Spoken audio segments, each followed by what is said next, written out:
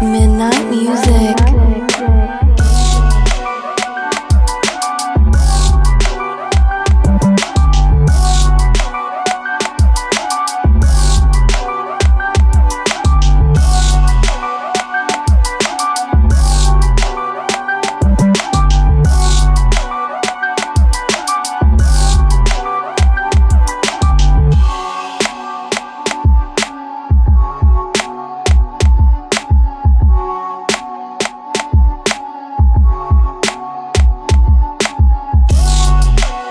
Midnight music.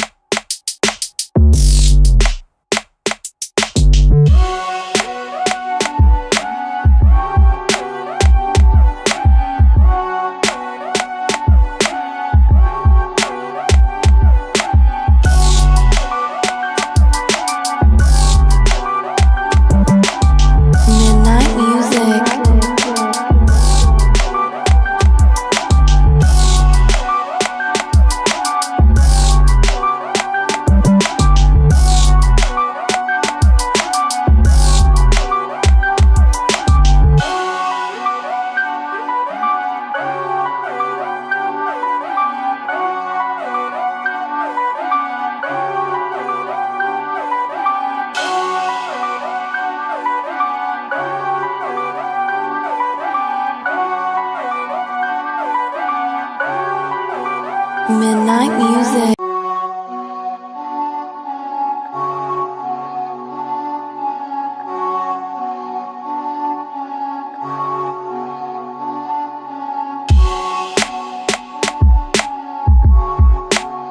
Midnight music.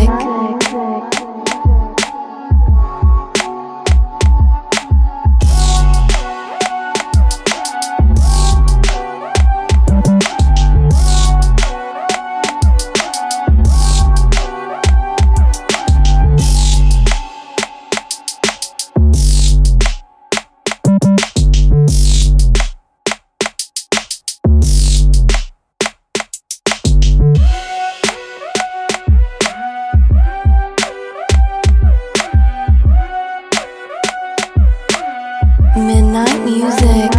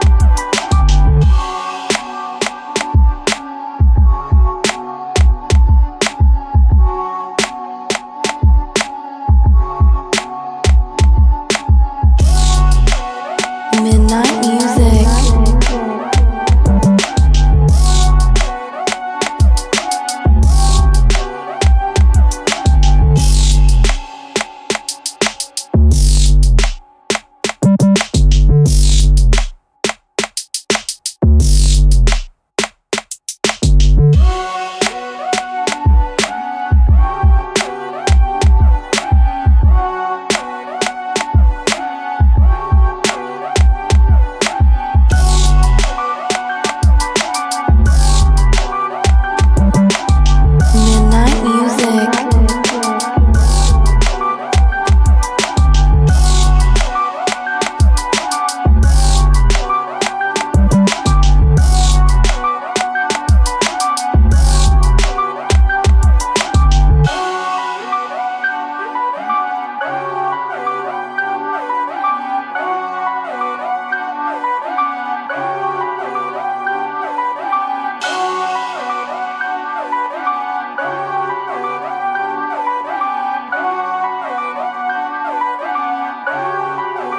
Midnight music.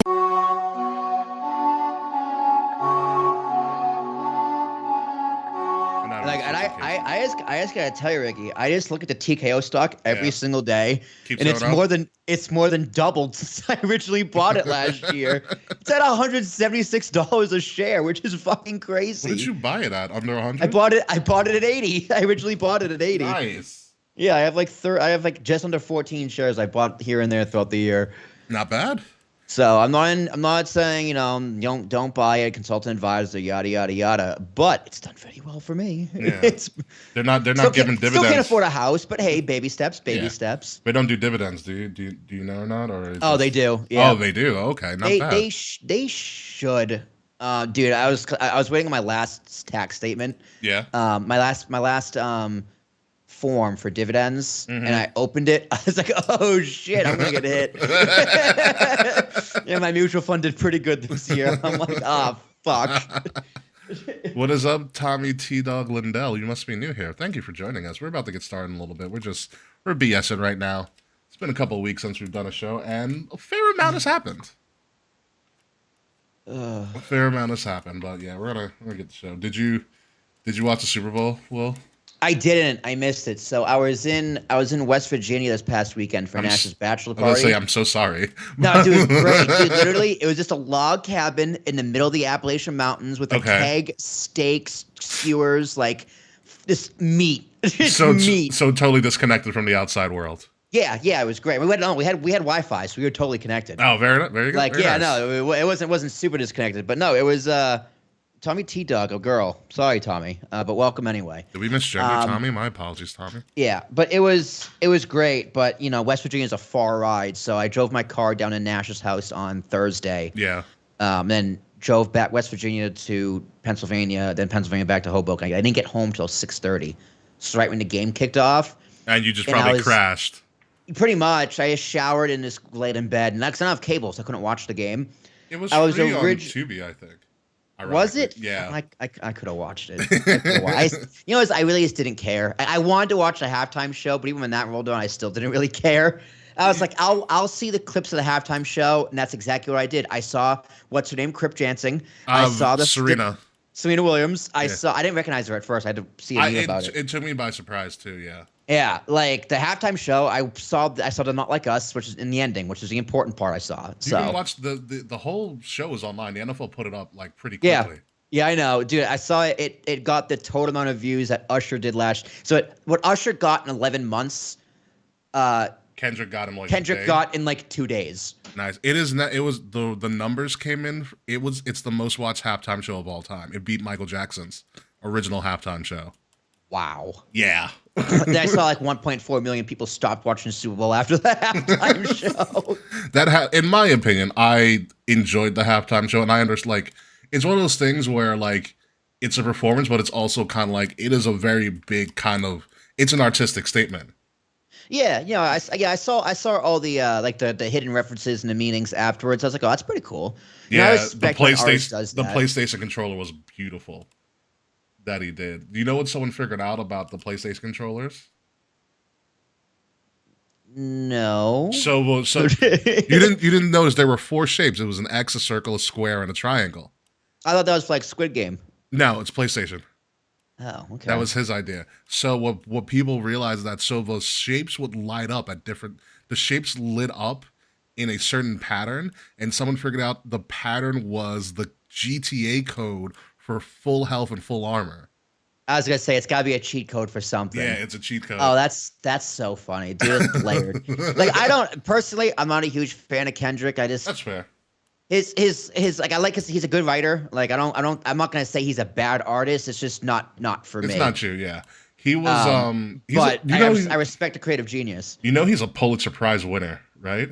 I heard that too, which is shocking. But it should be shocking. The guy's an incredible writer. Yeah. he's a Pulitzer and a 20-time Grammy winner. So I read the stat. He won 5 Grammys the week before for a diss track, including Song of the Year, by the way. I also think it's hilarious that Drake was in Australia. It's literally on the other, as far away as he could get from New Orleans on tour. So he'd have to fucking deal with this bullshit being called a pedophile on live television. Kendrick Lamar won in one day the number of Grammys Drake has had in his entire career. Yeah, it's pretty crazy. Yeah, it is. The best part, one of the best parts for me is when he looked into the camera and said, "Say Drake." I was like, Say and he Drake. smiled. He smiled. I was like, this man is chaotic, and I love He's just not afraid of the lawsuit. He's like, bro, I have just as much money, if not more money than you. Like, I can handle your fucking lawsuit. So you know what happened after that? Because people are like, oh, he's going to sue him, so he can't do the song. It's going to be under litigation, and the NFL is going to tell him not to do it. The NFL and ESPN immediately posted every clip of that halftime show to their socials. Yeah, and it made dude. crazy numbers. Like, no one cares. Hey, Ricky, this is free speech in Trump's America, okay? It's fine. We're back, baby. We're so not back. I don't know We're if too you far back. heard or not, but dude, like the R word is just back in fashion. It like, is not.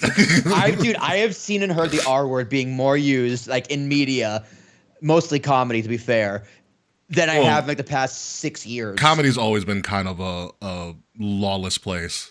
Yeah, but they've been dropping the retard word like crazy since in the past few months. From what comedians? I've heard it on Schultz, heard a lot on Rogan. Schultz, I understand. Tim Dillon's been saying it a lot. Theo Vaughn's always said it, but Theo Vaughn can't say it because he's legitimately an idiot. It's like Theo Vaughn is such a moron. So I mean, Tony Hinchcliffe, but that's his thing. So yeah, I was just before we got on, I watched Jon Stewart's monologue from last night on The Daily Show. Dude, Stewart needs to run for president. Like, Jon Stewart is the only thing that can save the Democrats. I saw Stephen A. might throw his hat in there, so he was a close shot too. But I'm fully convinced Democrats will never win another election. I don't think Stephen A. was gonna. What's up, James? I don't think Stephen A. would win, but I think a Stephen A. and Trump debate would be fantastic TV. And I don't watch debates. Like, Stephen A. is a Republican. Like, he's very socially liberal, but when it comes to his money and his policies, he's probably pretty Republican. We'll see. But anyway, so I was watching Jon Stewart's monologue from last night, and he's just talking about, you know, the things that President Trump is doing or trying to do and kind of revert us back and stuff, and how we're eventually going back to a monarchy. But all of a sudden, you hear a bunch of slow claps, and John Oliver shows up. Yeah, I did see that. I did hear John Oliver because his show debuts on Sunday. Oh yeah, his new season. Yeah. Yeah, no, they're back and forth because John Oliver's like, see what happened? You tried to get away. We let you. We your father in England tried to let you guys play the little freedom and liberation thing, and look, we knew you were going through some time, but trust me, you're all going to come back to us anyways. Yeah. Jon Stewart was like, he was like. What did he say? He goes, you still owe us for that tea. And Jon Stewart's like, it's just tea. And John Oliver's like, don't you say it was just tea. It was so good. Like, they played off each other so well. I was like, I miss when they were on the same show. Yeah, dude, they're the best. Yeah. They're the best. They were the best. I think Jon Stewart has started more comedic careers with The Daily Show than any other person. Did he launch Trevor Noah? Yes.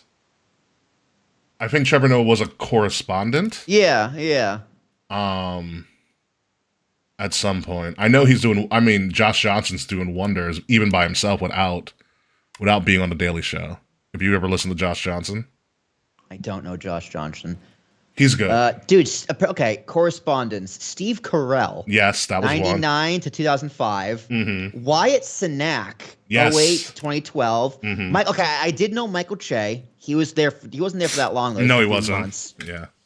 Colbert started there. Colbert was the Colbert Report. Colbert was a correspondent. Then they did the Colbert Report. Yeah. Oh, dude, fuck Colbert. Colbert, he's the worst.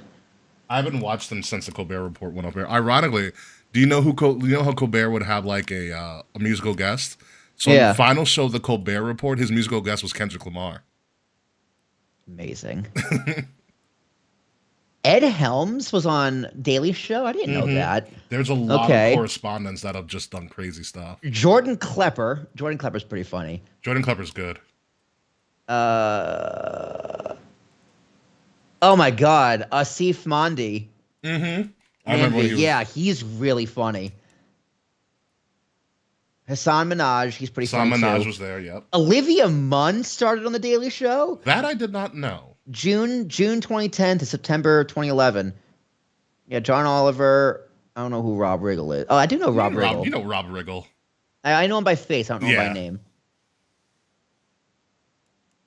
Jeff Ross was there in the 90s, 96, I'm not 97. surprised by Jeff Ross.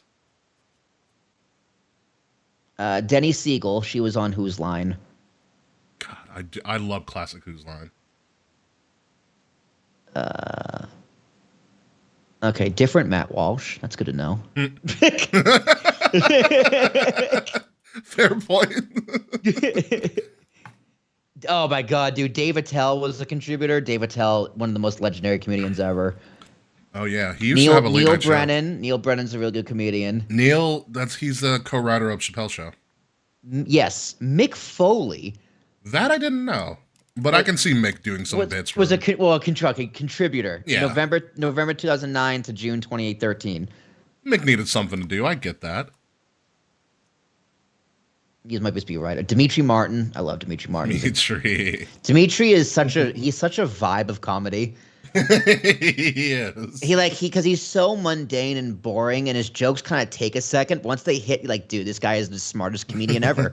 He had a show for a while on Comedy Central. It was great. I forget what it was called. I think it was called the Dimitri Martin Show. It might have been a Dimitri Martin show, and he was again just super clever. Yeah, he's nerd comedy. Like remember, he had the whole thing with a notepad. Mm-hmm. So he did his latest Netflix special came out last year. Yeah, he did the whole bit with the notepad. He's like, here are different jokes, but in reverse with the notepad. So he went back and literally went back. Like it was like a chart. Went left to right, then he went right to left. Completely different material.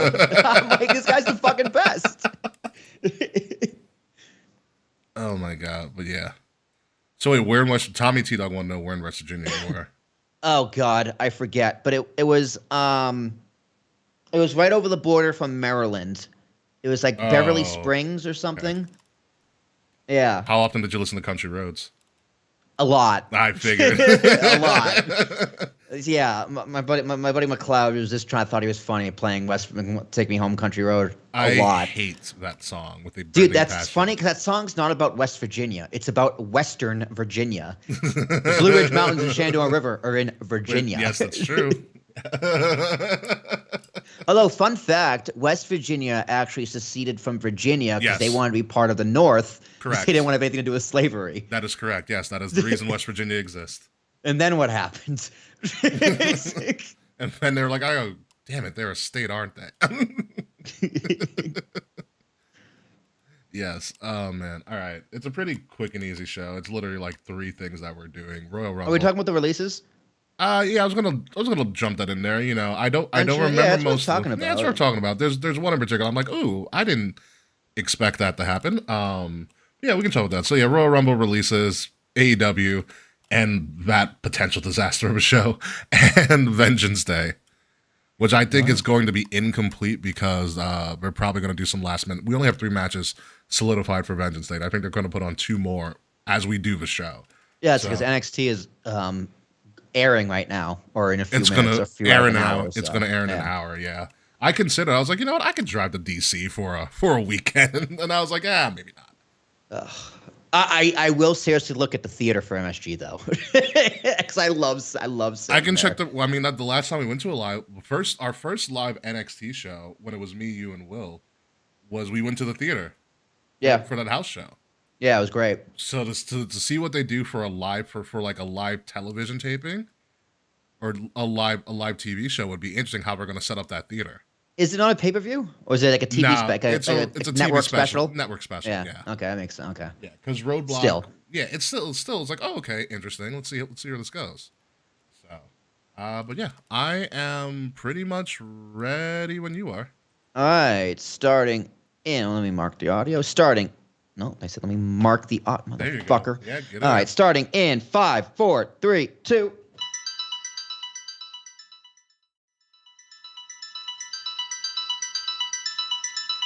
Midnight Music. Coming up this week on Kings of the Rings podcast, we are fully fledged into the road to WrestleMania. Royal Rumble was an absolute gag, and we are going to talk about all of that and the fallout from that fantastic event. Plus, it is a double header this weekend. We have AEW Grand Slam Down Under in Australia and NXT Vengeance Day, both on the same day, theoretically, in North America. So Royal Rumble, Grand Slam Vengeance Day, Grand Slam Vengeance on episode 399 of Kings of the Rings podcast, exclusively here on WrestleAddict Radio, and it starts right now.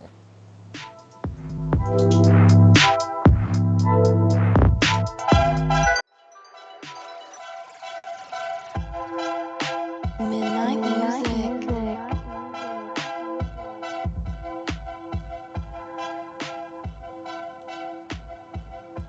You know, I still kind of wish Kay was here to go truly chaotic about their protest of not being here for Grand Slam because it's not an Arthur Ashe Stadium, but we can work around it. We can definitely work around that. Ladies and gentlemen, welcome to the Kings of the Rings podcast, episode number 399. The next episode we do will be episode 400. We're going to have a bunch of details about that later on in the show. I'm your host, King Ricky Rose. Thank you guys for joining us here live on Twitter, on Twitch, Facebook, and YouTube. If you like all the stuff that you're seeing, or some of our fantastic merch, I'm wearing my own personal merch right now. Links to all of our merchandise and all the places where you can find us online are in the description below. With me this week, the one, the only, the founder, the proprietor, and 42 days since his last incident. Will Tarashak, how are you? You know, I gotta think of where I was 42 days ago and see if I actually had an incident to fact check you on this one. But I'm not gonna lie, I can barely remember where I was 4 days ago, let alone 42. But ladies and gentlemen, it's Whitley T, and I found a brand new favorite board game with Ricky. We can talk about it in the post show because it has to do with fascism. It has to do with fascism. So Okay. I'll give you a little secret. I'll give it a hint. Right. The game is called Secret Hitler. I'm just gonna leave it at that. Okay, all right. But yeah. So, ladies and gentlemen, thank you for being here. $4.99. It took 10 years. $3.90. Fuck me. $3.99. It took 10 years to get here. This week, sometime this week, is the original 10-year anniversary of this podcast. But we're gonna more celebrate that next week for episode 400. 2 weeks actually. We're gonna take another. We're gonna take him is in my title blind over there. You're welcome. Thanks, you can thank Kay for that. Actually, that was a personal request of Kay. There's him in mine as well, because we support Kay because Kay does exist in our reality, unlike the federal government's reality. Anywho, be that as it may. So it's going to be 2 weeks. So we're not going to do a show next week. So 2 weeks from now. Oh, 2 weeks. Yeah, because then it's going to be easy. It's the 400 celebration. We're going to preview Elimination Chamber, and things like that. So we're going to keep it simple for this month of February. And then we'll slide back into maybe a more regularly scheduled program. After the 400. Next show I'm gonna be 30. Yeah, you are. Welcome to the club. I turned 30 this Sunday. I don't know if I'm ready. I hope you drink a lot of liquid because you're gonna need to. Dude, I'm not doing anything. It's a long weekend. I got Monday off. Jazz and I is going to dinner. I'm not doing jack shit this weekend. As well, you should. I'm exhausted from last weekend. Yeah, I mean, once you after a while, your birthday's just like, just let me chill the fuck out. Yeah. And, after 21, I was like, yeah, my birthday's just a number. It's just whatever. Yeah. Go out to dinner, cash some checks, and buy a video game and call it a day. Exactly. Speaking of video games, this is a very big sideberg. Number one, I've been watching a lot of videos on 2K25, and number two, MLB The Show looks fantastic. Makes it one thing that makes me wish I had a PlayStation so I could play MLB The Show. So real quick, and we're going to get into wrestling in a second. They have MLB. I was watching a video about their gameplay. They have this new thing called GOAT mode. So you have like rookie, starter, veteran, Hall of Fame. Yeah. Now GOAT is the hardest mode. Son of a bitch. GOAT mode is the hardest mode, and their Road to the Show mode starts in high school now. Oh, that's smart. You can go from high school to college to I like that. That's clever. Yeah. I just want to see the names they make up for high school. The North Braddock Haddock. In college football, the names of the recruits always were really weird. Oh, I bet. It was always. Yeah, they said this is AI generated names. Yeah, it was absolutely fantastic. And what else was absolutely fantastic was the Royal Rumble several weeks ago from Indianapolis at where the Indianapolis Colts play, the Lucas Oil Stadium. First and foremost, aesthetically, Like the way it looked, the way it was presented as one of their bigger PLEs, in my opinion, absolutely outstanding and fantastic. From the elevated ramp, the elevated walkway, with the camera on the side, I was like, that's awesome. Because I was like, because when I was watching it, I think on Discord with Charles or something, and I was like, why is the ramp like, why are they on an elevated like walking thing? And then I saw the camera rig on like a track. I go, that's freaking awesome. You know, my favorite thing, and I think it's probably your favorite thing too, were the stats on the bottom, the running ticker on that lower. You didn't like the ticker. I like the ticker. It grew on me. At first, it was very distracting. Mm-hmm. But I liked that it showed, number in the ring, number eliminated, who's coming up next, and like the times. Yeah, it was. It's not a bad idea, Mm-hmm. but it didn't need to be up for the entire match. Because it was a little distracting. I found myself kind of watching the ticker more than the actual match itself. Understandable. I liked it being there the entire time. That's a me problem. Yeah. Like I liked it being there the entire time because I also think I was talking with Sir Charles about it. It was like I don't have to worry what number they're on. Yeah. You know, all the information was kind of right there, and it wasn't too distracting. The only time I thought it was distracting was when they did the giant eliminated graphic. Because sometimes people got eliminated really quickly, and it was like it had to keep going. Yeah, they had to do because like 4 women got eliminated at once, and they had to like I said, to bounce it back and forth during an entrance. Like it's like it got a little hard to catch up. Yeah, but yeah, no, they did things a little differently this year, and it was a little refreshing. Indy looked great. They really built up the city a lot. Oh, the city's amazing. And Triple H had a lot of good things to say about the city. It's like we're happy to have a partnership. We'll be back for many more things. Thank Pat McAfee for being heavily involved in those deals. So, yeah, I mean, I think it's good that WWE can come into, for lack of a better term, a B-rank city. You know, it's not New York, LA, Chicago, Miami, Chicago, like a B-rank city, and really elevate it, great for the economy. I love how they Cody Road. Yes, the like 25 renamed streets. Yeah. Yeah, like I mean, I thought that was really cool. Probably a nightmare for Ubers or like Google Maps for a few days, but all that stuff I think was really cool. You know, they had the shots of like the convention center with the store. Mm-hmm. Like it's great that WWE can come in to these cities. Like Minneapolis will be another one. Yeah. When they go to Minnesota, and it's just going to be exploding WWE everywhere. Mm-hmm. It's good for business. It's good for the economy. Like they did a really, really good job. They even had, from what I saw, and I think I might have talked about it in our own Discord, they had a make your own sign booth in the airport. God damn. Yeah, you could make your own sign for the shows. They gave you a map of all the places where WWE had official stuff on, like in the airport. It was a map of where everything was supposed to be. And then they gave you we renamed 25 streets. Yeah. And these are always like, see if you can find them as like a little mini scavenger hunt, which is great because not only does it get you active and walking around the city, you also then by default will find different things that you might be interested in. Like it's a perfect idea. Yeah, it's like, oh shit, this deli looks fire. Let's go. Let's go do this right while we're here. This deli, yeah, yeah. Or like, oh look, a pub. Like, let's just go get some local brews. Like, yeah, no, totally. Yeah, and it is supposed to do kind of stuff in the airport because like all the conferences I go to, you get the badge check. You pick up your badge for the conference. Yeah, all that shit is now in the airport. Yeah, like a lot of that stuff is just right there, convenience. Yeah. And yeah, WWE is taking like that's a good idea. Let's just make it way better. Yeah, Indianapolis is notorious for doing stuff like that. Like when the NBA All-Star game was in Indianapolis a couple years ago, they built the NBA court in the middle of their like airport. they built How nice is this airport? I don't know. They built an NBA sized court and they had to like stop people from playing on the court because it was just supposed to be for show. But like you put a hoop in a court there, like I'm gonna take a shot at least once. Oh yeah, of course. Actually, a quick sideberg. I was flying to Miami a few weeks ago, and I didn't even notice. I walked right by him. Potential second ballot Hall of Famer Eli Manning was on my flight.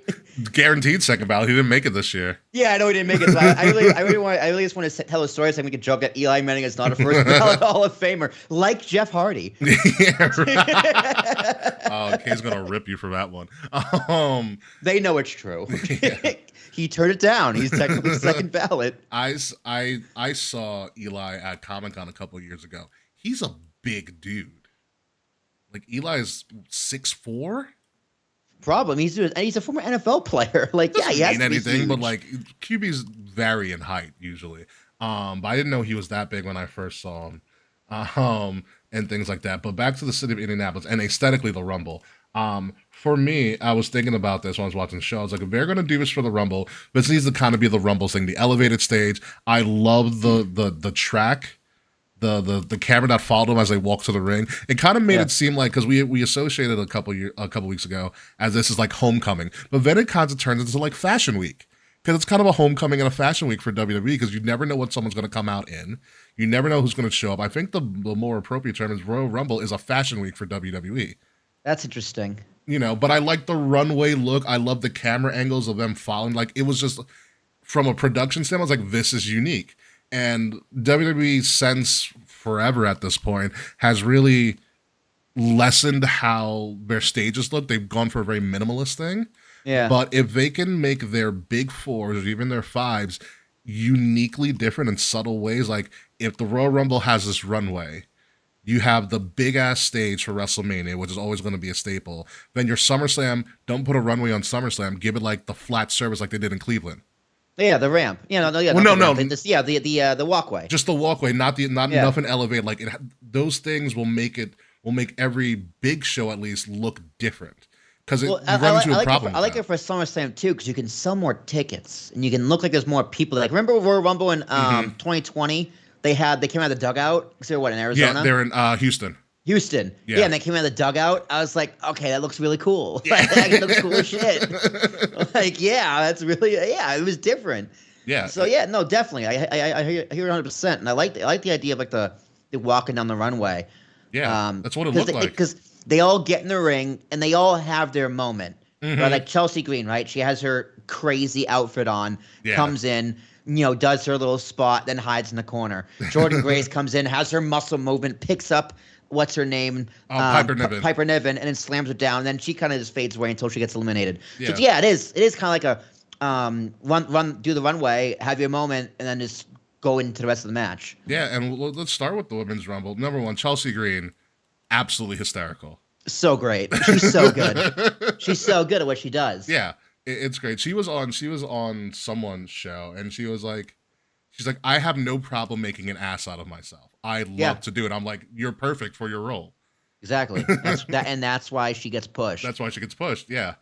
Like her moment when she was in between like Lash Legend and Bianca and Naomi. She's like, oh my God, hey guys. She's like, I was TNA too, right? She gets her ass beat. The Women's Rumble, very unique. A massive surprise. And this is actually what made you win the prediction battle, was Alexa Bliss coming back. Oh, yeah. That one got you over. You won by one. You're at 8. I won by one. Yeah, because I was wrong with Pat McAfee. I was wondering. We were all wrong, a lot of them. I was watching, trying to remember. I was like, who did I pick again? It's like, oh, Alexa Bliss. I was like, yep, that's me. Yeah, that's the one that got you over. We were all tied, and then you got Bliss. Dude, we're all 0 for 2 with fucking CM Punk winning again. Oh, yeah. But we'll get there. But yeah, Alexa Bliss coming back. She looked great. The Fiend Forever, the new Lily doll. Yeah, she had added Friend, so it's Friend Forever. Mm-hmm. They gave her her old theme back. Thank God. Yeah. Thank God. Yeah, she probably got pop of the night. She got a huge pop. Jordan Grace got a big pop. Joe Hendry also got a massive pop. Oh man, my stream was a little bit more forward than Charles, as he was watching from his house and stuff too. So Joe Hendry comes out. I'm like, Charles, I'm not going to say anything. Charles loves Joe Hendry. He's the best. And yeah, he came out. The one thing I didn't like about when Joe Hendry came out, because the rant was so long, he wasn't able to do his classic have a crowd do a wave with him. Because I was like, oh, you just don't have time. You just don't have time to do it. But the Women's Rumble, Bliss coming out. Charlotte being the diva she is with her freaking pyro, I was like, Jesus, she would. Yeah, I was gonna say thing. I was like, Justin, what are you doing? You got pyro for a Rumble entrance? Like, all right, fine, I guess. Roxanne with a crazy show, and she's now the all-time Iron Woman. Yeah, after beating EO, who beat Liv Morgan, who beat Mercedes, Bayley. who beat Mercedes. No, Bayley. Bayley beat Mercedes last year. Oh, okay, yeah. You had that moment. You had. I mean, Roxanne Perez runner-up was crazy. They have a lot of faith in this woman. Yeah, that's yeah. That's like where it's like Roman Reigns being runner-up in 2014 to Batista. Except no one really. Well, people did boo this time, but Yeah. Same idea. Yeah. You had Nia getting a good moment of eliminating like 4 people. Yeah. I think as well, because usually everybody thinks, well, now she doesn't get anything to do, but like they gave her a moment where they eliminated a bunch of people. Overall, the women's rumble was great. Charlotte predictably winning. And then like 2 days later, it found out her and Andrade divorced, which I was like, okay, this is interesting, but all right. That's sad. Yeah. She can't catch a break. Yeah, this is like her 3rd husband. Yeah, third divorce too. Yeah. But that's neither here nor there. The No, main it's not. difference between this Rumble and the men's Rumble, I was like, the women's Rumble was better for surprises, Yes. and entrances and showcasing your future, specifically your future talent. Mm-hmm. Whereas the men's Rumble did a better job in storytelling and setting things up for the near future. Yeah, the men's Like rumble was great. they were very different. I thought the men's Rumble was way better. Mm-hmm. Just for that reason. But the women's rumble was definitely entertaining, fun, and a great way to kick off the show. And I like how the Royal Rumbles are now all a little over an hour. They give people time. Yeah, the women's to rumble actually ran fill long, the ring. but Yeah, it it did. It did feel a lot longer. Mm-hmm. The women's rumble, I think, went an hour 24, almost like that. It was long. I think it's an hour 7, hour 8. I don't know. No, because Roxanne was number 3. Roxanne almost went an hour.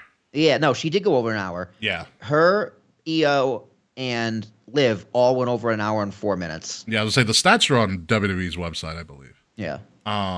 For that, I mean, and then the men's rumble happened, and Joe Hendry, the return of AJ Styles with his old theme too. I was like, yes. Yep, you called that. You called that too. He got pyro, and then the men's rumble was doing fine. It was fine. It was good pace. And then when it got to the 20s, they just started throwing haymakers. It went like, what was it? Roman, Cena, Punk, Seth in a row. Yeah, I think Roman was 18. I'm like, what the fuck is he doing at 18? Yeah, and then So low. yeah. I was like, damn, bro, you used to be the main event. What happened to you? And then but then after a while, they're throwing haymakers now. Like, this is absurd. Yeah. Like, absolutely absurd. And then I was like, who's going to be number 3? And I go, oh, crap, it's fucking Logan Paul. I forgot about Logan Paul. I was like, hey, yo. I was like, oh, yeah, god damn it. Right. I was like, this guy. I mean, and then you had LA Knight in the middle of it. And when you had all of those future Hall of Famers in the ring, and then there was LA Knight, I was like, wow. Whoops. I was like, ooh, he's staying there for a while. And you're like, ooh, that's why you don't get pushed, because you don't fit the part. I'm sorry. Like, he looked out of place. He did. He absolutely did. He did look really out of place when they were all in the ring. I was like, wow, this is a big power scale for LA Knight. I was like, yeah, it's like, wow, this would have been really cool last year. And there is rumors that Drew and LA Knight legitimately got into a beef during the Rumble. Yeah, because it's like Drew got eliminated early. Something I thought like Logan that. Paul eliminated him. Logan Paul eliminated a lot of people. That pisses all off. Like when Punk got eliminated, I was like, "You son of a bitch, Logan Paul." Dude, I was legitimately shocked. I was just like, I think Jay's gonna win. That's when I started getting nervous. When it was Jay and John, I was like, "Oh crap!" I was like, "This can go really bad or really great." I was like, "Are they gonna Cena for his last Rumble, or are they actually gonna do something with Jay?" And they towed that line perfectly. They did, because it's just. But then I thought again, it's like, oh yeah, Cena's already scheduled for Chamber. like heavily promoted. Yeah. Wow, good So- one, Taquan. Taquan says LA Knight was a polar bear in Arlington, Texas. That's how out of place he was. Yeah, pretty much. Pretty much. Yeah, it pretty much sums it up. Yeah. Like, Um, I think Cena's gonna put everyone over on this farewell tour, which like, I as would he- enjoy, yeah. Yeah, because like he spent his whole career burying people. He might as well put them all over now. Yeah, and I thought it was a good moment. Like, you know, he did the job because I was scared he wasn't going to do the job, and then he immediately got in the ring and like tugged Jay and was Yeah, very happy like, for I him. was like, "What are you doing, John? I get it, but it's like it's his moment. Let him have it. Leave." Anyway, he then he had left. it. He left and he had his moment and things like that. And he like the power of a monumental win. Jay Uso has opened up like the last 3 shows for WWE, and they're all like 10 minutes long because the crowds can't get enough of him. Yeah, He got like an 8-minute standing ovation the Raw after the Rumble. I did see that, and he was like in tears. I was like, "Damn, this is." Like, this is I was doing big. it. I was in bed watching it, doing this. Jazz like, "The fuck you doing?" I'm like, Work it out. This. It's like when Roman comes in, I hold up the wand. She's like, "What are you doing?" I'm like, "Acknowledge him." And then she sees me doing this. She's like, "What are you doing?" I'm like, "It's the new Roman. What do you want me to do?" It's like interesting. Like, I feel like Jay Uso like finds like somehow he always finds like the scrawniest kid. Like when he's walking to the ring through the crowd. Dude, they have to be at this point. They have to be plants. They were plants or like some really smart parents who's like, all right, he's gonna come down here. Because like Yeah. if you think about it, WWE's production is pretty similar across all brands. You can, if you know the arena setup, you can figure out where they're gonna walk down Yeah, from. which tunnel he's gonna walk down in. Yeah, you can put absolutely. it together. Yeah, So I wouldn't be surprised if there's some like, you know, there's some parents who's like, all right, I want my kid to have a crazy experience. Jay Uso's gonna come out here, we're gonna get these seats. You know, but listen, it's awesome. Like, there's some things that people were upset that it was Jay. And like, to be honest with you, I was kind of weird. I was like, Jay? And then I was like, you know what? It's supposed to be Jay. You know why? Because it's just like the Undertaker had a thing with like I think Randy Orton or something a couple years ago, or some upper lower town. The talent said it's someone big now, and Vince was mad at him because Undertaker sold a lot, and Undertaker went to Vince and was like, "This is what our business is about. Like, we're supposed to make future stars." And that's what the Rumble did. The Rumble just elevated Jay Uso to a freaking stratosphere. yeah. You know, and that's what you're supposed to do. Well, especially in a Rumble filled with Hall of Famers and future Hall of Famers. It's a shock Like, victory, and it And works. Jay wins. Like no one picked Jay.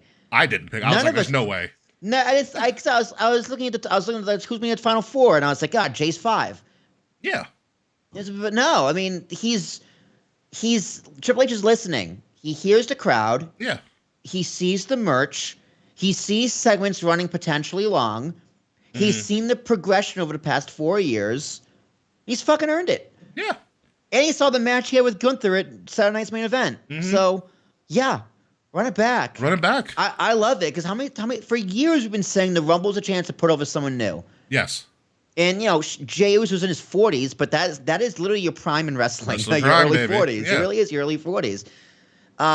It doesn't have that like when Sheamus won, it was like that like because it was new blood, it pushed him to the moon, but it just Sheamus didn't have that connection. Sheamus felt manufactured, yeah. Jey Uso is much more organic. And, very organic. You know, and Gunther's going to be one of those guys. Is that he's going to kind of almost be like a Shawn Michaels at Mania. His best work is always going to be in a loss. Yeah, absolutely. Yeah, Gunther's going to do his job very well, and then probably take a long vacation. Which is going to be, again, well-deserved. Yeah, Well dude, the guy deserved for spent Gunther. 80% of his time in WWE as a champion. It's Yeah. disgusting. It's Absolutely absolutely disgusting. Yeah. So it is going to be fantastic. So Jay already declared. He's declaring Gunther. The WrestleMania graphic format is awesome. It's a bunch of cards and like poker chips. Like raining down. I still have to watch Raw from last night. It's so. fine. Take your time. Gunther almost kills a child. It's really funny. So there's that. So the other thing now is who is Charlotte going to pick? It's looking more and more like Tiffany Stratton. Although I would make a great argument for Charlotte Rhea 3. I wouldn't hate it Yeah. because the first one, they had a very good promo last week on Raw. Yeah. So Charlotte came out getting booed, and she's like, "I'm just gonna flip. I was gonna cut this babyface promo, but fuck it. I'll go She's with one it." of the only people in like the history of pro wrestling recently that comes back from a long injury and they still fucking hate her. They still hate her. Yeah, I mean, because it's just you got everything handed to you, and yeah, she has that narrative about her, and I get it. Mhm. Like, yeah, sometimes I'm that person too. It's like, oh, fucking Charlotte. But she said it in the press conference. She's just like, yeah, you think I've been indestructible for like the past 2 years? I've been fucking banged the fuck up. Like I've Yeah. been beat up for the first time ever. Mhm. So, yeah, I wouldn't mind her versus Rhea because that first one First one was really good, even though was really good, even though it was COVID. It's like, okay. The second one fucking stole the show. It was Yeah. incredible. And they're tied 1-1. And you know So- what? And neither of those times, except for maybe the first one had a better story, but the second one, the writing team gave zero shits about it. And they put on a classic. Like, could you Yeah. imagine if they Yeah. had actual like Oh, people behind this? It's a legitimate main event. Absolutely. Absolutely. And I don't know, but I think they're gonna go, especially with the time that she spent on SmackDown compared to where she was, because she did go to NXT last week. She did go to NXT. She was on Raw. But I think with the promo and the segment that she did on SmackDown with Tiffany, I think they're gonna do that, which I'm okay with. But I kind of like the Rhea Charlotte kind of, definitive who is the best of the best, and there's been enough time in between when they faced off that they can do it again. I mean, Triple H just needs to ask himself, really, are you okay with 2 main events being men? Mm-hmm. Cody main events 1, Jay main events night 1, Cody main events night 2. Yeah. Are you okay with that? And he might just go, Triple H might be like, yeah, it's what makes the most sense for storyline, because Charlotte and Tiffy is a great show stealer, middle of the card, night 2, no doubt. Or a good opener, potentially. Or a good opener, but it's not a main event. I And then who is the other champion? Rhea? Rhea. That could be a legitimate main event. Rhea can main event a WrestleMania. She could, but against the right person. She can't do it but I think who? Charlotte's the right person. Charlotte is the right person. Yeah. But if not Charlotte, who? And if Charlotte doesn't go after Tiffy, who does she go after? Like, that's what I mean. The women's division isn't strong enough to hold this much main event talent. You From a have main storyline eventers- perspective, I think it's bad. like you have main eventers spread out, Mm-hmm. but You have there's to not build enough. it. There's not enough people for them to actually work with to be a believable main event. Yeah.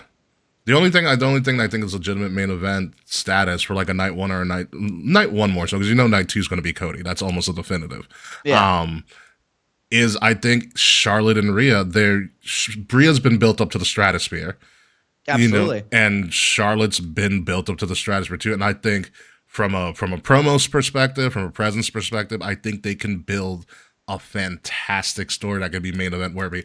I don't think they're gonna do it though, because I think they're enamored with Tiffany being like the next Charlotte. Yeah. I don't think Tiffany can build up enough heat in time. She's been champion long enough. I think they're gonna face her and they're gonna make Charlotte heel, which I think is gonna be better. I also don't believe. I don't believe Tiffany Stratton at this moment in time in her career is a good face. So I think it's going to heavily rely on Charlotte being the most hated person in the room, which shouldn't be hard for her. Yeah, I agree. Like No. Tiffany Stratton is great in ring. Most of that has pretty much clicked. Yeah. But her character work, her promos still need a little bit of work. She's a natural heel, and she has to Yeah. learn to be a face. Like Exactly. her heel work in NXT was great because she was annoying. She was like an annoying Barbie. It's also a smaller stage, though. Very true. So yeah, I don't know, but I like it. Let's move on because we do have to do some other stuff. Move on to everything's happening in the Rumble. The actual only legitimate classical match was a 2 out of 3 falls between Motor City and DIY. That was great. It was I loved great. it. That fake tag, I was like, I've never seen that before. Oh yeah, the fake out. It was a very I thought FTR that move. was great. I thought that was so genius. Yeah, it reminded me of what FTR, aka the Revival, used to do with their Yeah. like hijinks in the ring. God, it was great. It was Yeah. really well done. And then the Street Profits just being very angry. They cut their first heel promo on SmackDown. Oh God, I bet it's great. Yeah, it is. It Yeah. is. Yeah, I was so pumped. I was like, dude, Montez Ford looks jacked and very frustrated. Yeah. And Angelo Dawson is still there. he did most of the talking in the heel promo, which is good for him. But yeah, it was a good match. I think this is Charles's first like Motor City really like deep dive into Motor City Machine Guns, and he's like, I understand why they're your favorite tag team's favorite tag team.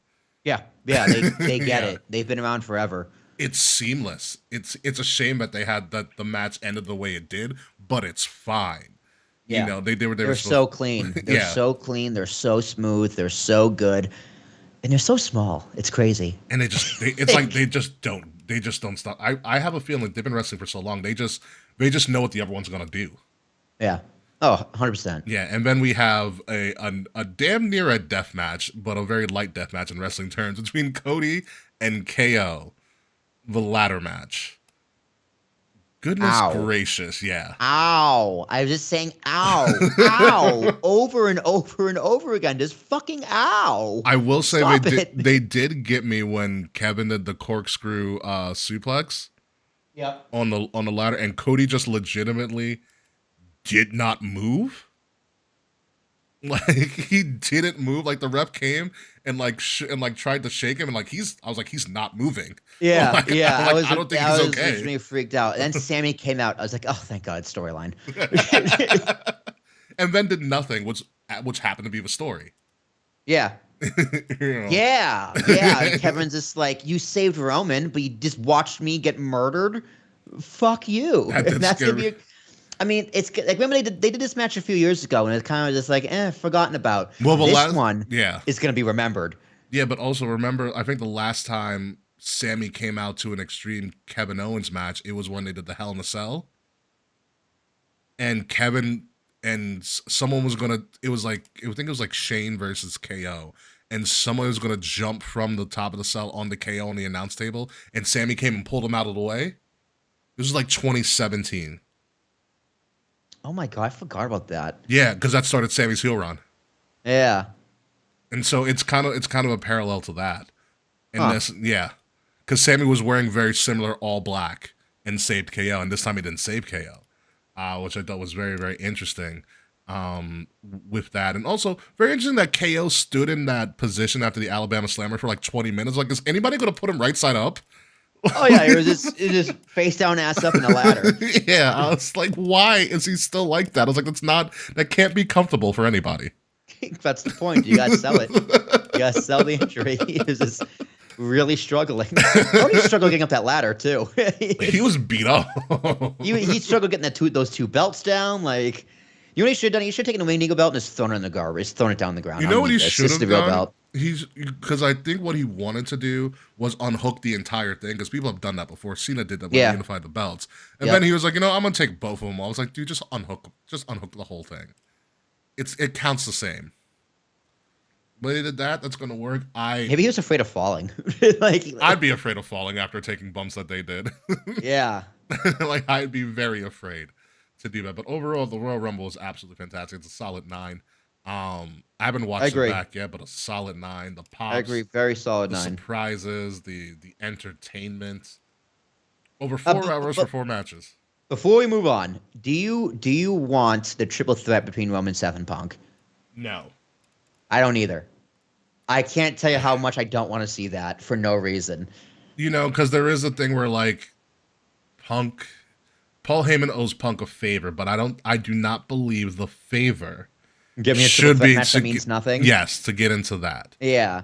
Because that's not a main event. No, it's a weird What are place they for Roman to fighting be. for? Yeah. Like Seth versus Roman? Makes sense. Okay. Makes sense. I want to see the fuck out of that. Yeah. They Especially- haven't really had a one-on-one blood feud. They kind of had it a few They years ago had when Roman and Seth fought at the Rumble, but that was kind of... And Seth came out as the Shield. Yeah, was that champion versus champion? That wasn't very... No, it was for the title, and that's the only match, one of the only matches in Roman's championship reign that he technically lost. Yeah, because he DQ'd himself. Yeah. Yeah. Like, there's a story between those two, and there's history. Michael Cole said Indianapolis, where the Shield debuted, It is. it's where they broke up, Yep. and it's where they reunited. I'm like, what the fuck? That's crazy. Yeah, that Like, is true. Indianapolis is the birthplace of the Shield. The other speculation that might be Logan Paul versus Punk. They're kind of moving towards that direction, which I'm I all would right like with. that. Two assholes fighting each other for Yeah, seasons. two asshole loudmouths being asshole loudmouths. Yeah. What could possibly go wrong? It sounds great. It's just a matter of when does Punk call in this favor, and I hope it's not this WrestleMania thing, just to get back at Seth. Yeah, that'd You be really know. dumb. So there's that. And also, before we move on from WWE and move on to AEW and stuff like that, we do have to talk about very early in my sense, especially because it's the beginning of Mania season, the WWE releases that happened. There was about 12 or so talents that were let go. Alexa Lopez, you had Duke Hudson was let go a couple of weeks ago. Cedric Alexander was let go. The Good Brothers and Carl Anderson, Luke Gallows. Again. They'll be back at some they'll be point. back. They'll be back. They're taking a break right now. There's a couple of other talents that were also released that are skipping my mind right now. The big one for me was they released Sonya Deville, and I was like, that's a little awkward. Especially because Sonya Deville's faction, now her former faction, Pure Future Collectives, which was Sonya, Zoe, and Shayna, had a big moment in the Rumble. They kind of had the show of dominance as a faction moment in the Rumble. Yeah, they did. And they all got eliminated together. They all got eliminated together, which is okay, fine. That happens in the Rumble from time to That time. happened 2 years ago. Sonya got released right after the Rumble too. Yeah, it was just weird to me because, number one, they clearly showed, that you have some they're that team is talented. Shayna, Sonya, and Zoe, the team is talented. Sonya could have been a bigger mouthpiece, but it seems like creative didn't really get behind them. And if anybody to get behind, I think it was Sonya because it's shown, especially with her feud with Mandy Rose when Mandy was a thing, when Sonya turned on Mandy or vice versa or whatever, and she became like female Kyle Ren or Kylo Ren for a while. I was like, Sonya's got something. Like she can carry a program. I thought she would be an excellent mid-carder, in the whole operation. Indy Hartwell was also released as well. Indy's been released. Sorry, it was someone else. But I thought that Sonya, they could have done more with Sonya in particular. And in particular, of all the people that were released, that was the most shocking to me. What was the most shocking release for you? Honestly, none of them really. I was like, yeah, this all makes sense. None of them were. A lot of them weren't really on TV. A lot of them weren't really doing that much. Yeah, they weren't being used. Like WWE just reported earnings. It's right before WrestleMania where everyone has to get a bonus. So it's like, yeah, you cut them to save some money. There's also the talk about they also cut them because they're going to bring a bunch of people up from NXT, which is also kind of it's going to happen eventually, anyways. Yeah. Every company has layoffs. When you're trying to lower that balance sheet, and the most expensive thing you have as a company is payroll and then the benefits package. Yeah, and they're still gonna do the 90-day the 90-day no compete clause, but that's fine because right now in the grand scheme of professional wrestling, this is probably the best time to get released from somewhere because then you can just hop somewhere else. Yeah, theoretically. Theoretically, yeah, and there are people that were released that are going to get looks other places.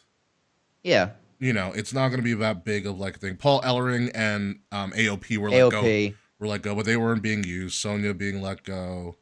Yeah, none of these were surprising. Isla Dawn was a little surprising. That was a little surprising because they were being used. They were at one point. For a while. Blair Davenport, which I thought was the biggest atrocity of the whole thing. Because Sonya's more surprising, but Blair Davenport, you're talking about somebody who got in the last reiteration of the draft was drafted from NXT and then they did nothing with her. Yeah, they just didn't do anything with her. If you're going to draft somebody, and this has always been a gripe that a lot of people have, you're going to bring them up from NXT, you got to have something for them to do. Yeah. And if you don't have anything for them to do, is that on the performer or is that on you as a creative, booker? That's the thing. You kind of deliberately stunted their growth. Obviously, there's probably some things we didn't know about, but also if they're not doing anything and WWE actually is not the only show in town like it was for decades, you're better off letting them go and seeing they can go somewhere else and do something. See what they can do. You take the good with the bad. You see if you can make an opportunity of it and everything. I'm gonna make a bold prediction. This time next year, Carmelo Hayes is gonna get released. I do not think that's going to occur. I do. He's not doing much. But he's always on TV. He is, but he's jobbing a lot. He's very still. He's fallen down the card. I wouldn't say he's. I would say his best of 7 with Andrade was great, and that should have elevated both of them, and somehow it hasn't. Yeah, somehow it Which didn't I, either. which is kind of weird to me. Andrade is going to be released pretty soon as well. Now that you mention it. Well, especially because now that the big thing is out with AEW is that Ricky Starks, Miro, and Aleister/Malachi Black are no longer with the company. Yeah, they're no longer with AEW, so you got to make room to bring them in too. Yeah, and it's very, very possible of all of them to come back. I think Ricky Starks is going to. He was wanted by WWE and William Regal, and William Regal was running NXT for a very long time. Yeah. Although I will say it is pretty interesting. You've debuted these 2 brand new women's mid card titles, and then release a bunch of women. Yeah, I was So, like, wasn't this supposed to like do the opposite? Well, it's exactly what I told you guys when we released them. It's just like, yeah, there's not enough TV time, Yes, and there's not enough women. But you're always going to not have enough women if you keep on releasing women. Yeah, well, You know what I mean? But they can all. The argument also is we have a insanely strong women's division in NXT. We can just pull from there. I do. But You again, I still don't. This is not enough TV time.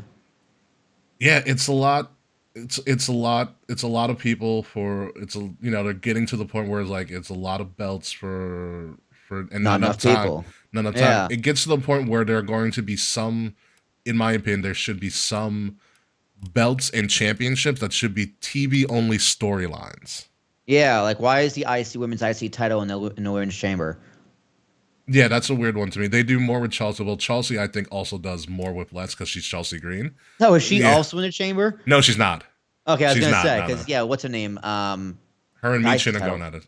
Lyra Valkyria. Lyra Valkyria is in the chamber. It's just like, but she's the IC champion. Champion, yeah. What- Like, this is the Why workers. is she It's going supposed for to the be the world women's title? workers title, you know? Yeah, like what are we doing here? What are we doing here? Who has the tag belts? What are we doing here? Bianca and Naomi have the tag belts. So. I know, but it's Yeah. just like, but still, one of them are going to be in the chamber too. It's like, what are we actually doing here? Yeah, in my We're just having opinion, belts for the sake of for nothing. the women's tag belts need to go. Yeah, I think so. Absolutely. yeah. I think all those other extra belts need to go. There should be one women's title belt, and they all go for it, and you can have blood feuds. Are you basing this just on roster size in comparison to the men? Yes, and Okay. and it's just like the amount of main event talent you have. There is enough talent there. Like we could do like Tiffy, Rhea, Bianca, Bailey. Like there's enough Becky when she comes back. Io. There's enough there to actually create a division where they're all chasing after one title. Mm-hmm. That it's actually good and it's actually riveting, and you can have some other storylines sprinkled up through there, like we did with Becky and who was it last year? Becky and Rhea. And not Becky and Trish. Okay. Stratus. Yeah. Remember? Like that was excellent.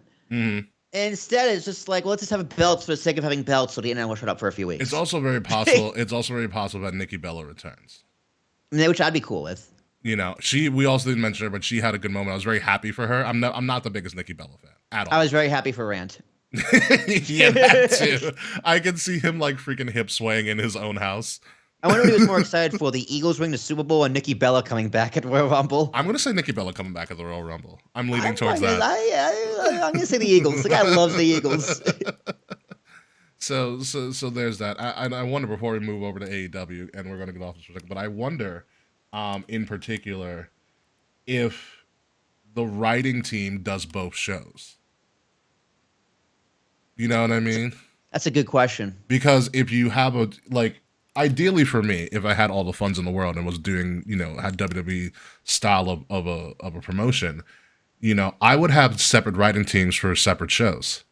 Yeah, I think that makes sense. So that you don't have that potential of a writer in and of itself being overloaded with trying to help book 2 shows or multiple storylines, where they can just focus on one show and maybe one particular storyline and kind of work from there. Yeah, that makes a lot of sense. I don't know if WWE does, and that could potentially be an overarching problem with creative as a whole, if they are kind of trying to do both shows. I think creative for the most part's been good though. I do too.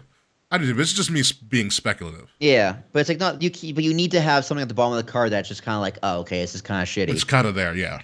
It's because not everything can be a main event, not everything can be good, and it's always has been and always will be a male dominated business. Mm-hmm. That's just the way it is. Yeah, it's the way it's been for a very, very long time. The Windsor chains did happen, but then also so did Tessa Blanchard, and that kind of stopped. Oh wow. That's what happened. That's what You're happened. not wrong. You're not wrong. You know, we were going somewhere and been like, ooh, right down. So there's that. There's also, speaking of releasing a bunch of women, Britt Baker could come over at any time.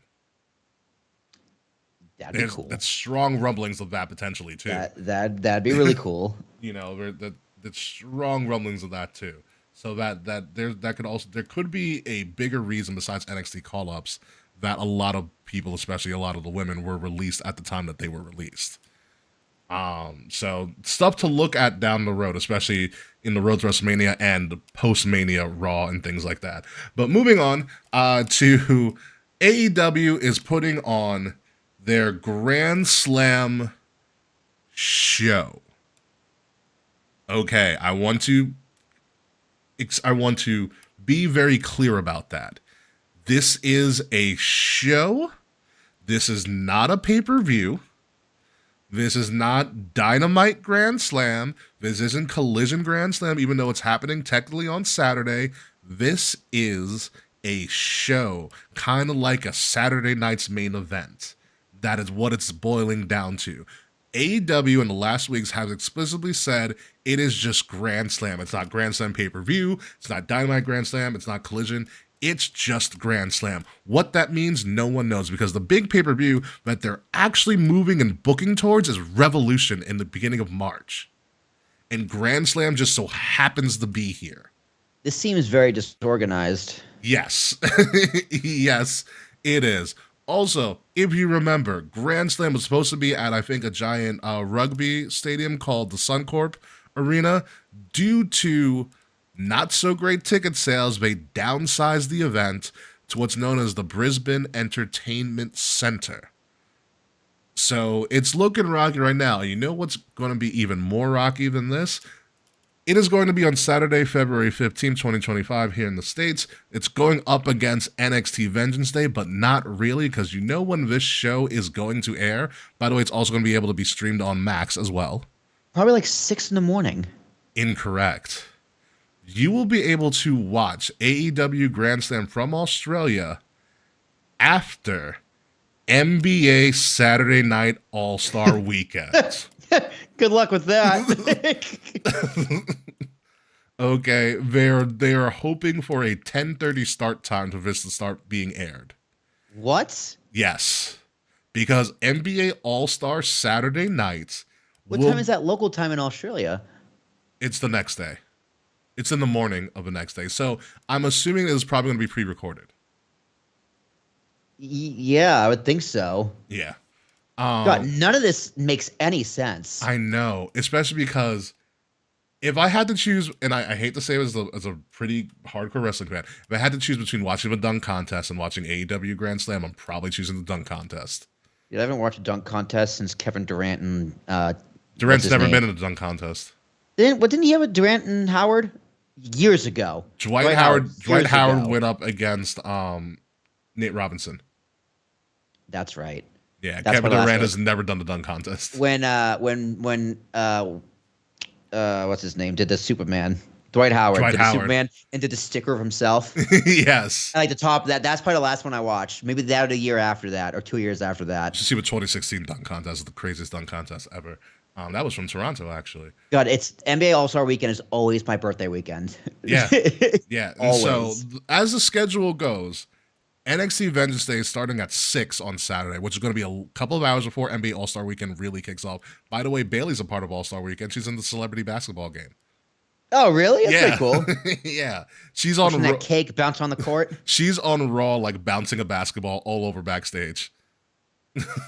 I wonder if she's good at basketball. I don't think so. I don't think so either. I don't think so. So you have Vengeance Day starting at 6. NBA All-Star Weekend from like 8 to almost 11, or 7 probably, to be honest with you. 7 to probably 10:30, 11. And then, if you're up for it, I won't be probably, you have AEW Grand Slam. So there's a lot that has not gone right for this event. From the downsizing to the timing to the time placement of when you'll be able to watch this. Okay. What has gone right And something that I think they did a little bit better than WWE, it's because they have more of the roster for it.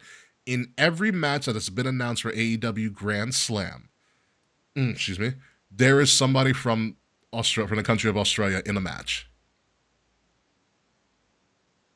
There's nobody. No, so there's at least one person from the country of Australia in the match, Oh, that's on the good. card. So That's it's good. good. It's good. I just hope people in Australia come out and see it.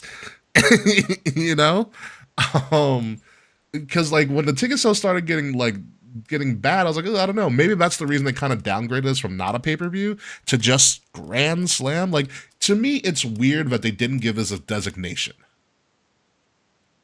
Yeah. You know what I mean? Yeah. A lot of it is weird. Yeah.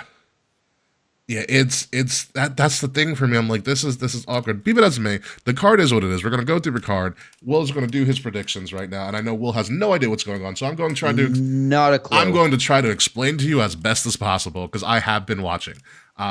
First off, is the Brisbane Brawl totally gimmicky? It's just a street fight between the Death Riders, between Jon Moxley, who is the AEW champion, even though he hasn't shown the belt because he's hidden in a suitcase for months, by the way. And Claude, don't ask. Don't ask. Okay. All right. Don't ask. This is Jon Moxley and the Death Riders doing their hostile takeover of AEW, which not even the AEW fans care about. Another one? Yeah. This is the same thing I told you about before. We're still trying to run I this. know. It's like, okay, so who actually owns AEW? Who Tony they trying Khan. to take it over from? Who they trying to take it over from? I don't know. I don't know what John's doing. So Moxley and Claudio versus Edge and Jay White. Jay White being the native of Australia. In a Brisbane Brawl, this is going to be a giant chaotic street fight. Just because. This is. It's not for the belt or anything. It's just It's cause. a Brisbane Brawl. Yeah. Oh God, Yeah. fuck me. God, Cope. It's Adam Copeland or Cope. Yep. Cope. It's I know Cope. I know Cope. I want to strangle myself instead of say Cope. You can say Edge. I will understand what you're saying. I know. I'm gonna go Jon Moxley. Is this the main event? I think so. Should you go with the Death Riders? Yeah, go to the Death Riders. Okay. Yeah, it's fine. I'm going to go Cope and Jay White. I'm doing heavy on they need to do something good for the country of Australia.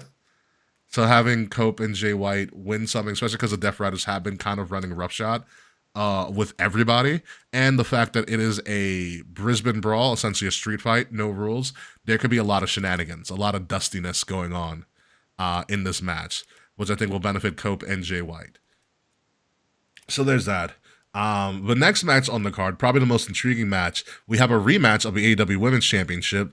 Timeless Toni Storm, the return of Timeless Toni Storm, by the way, who's been doing excellent work ever since she came back from her amnesia thing, versus Mariah May. Now, Mariah May beat Toni in Tony's, Mariah May beat Toni at All In London, where Mariah is from. She's from the UK. Now we're in Australia, where Toni Storm is from, putting the title on the line again.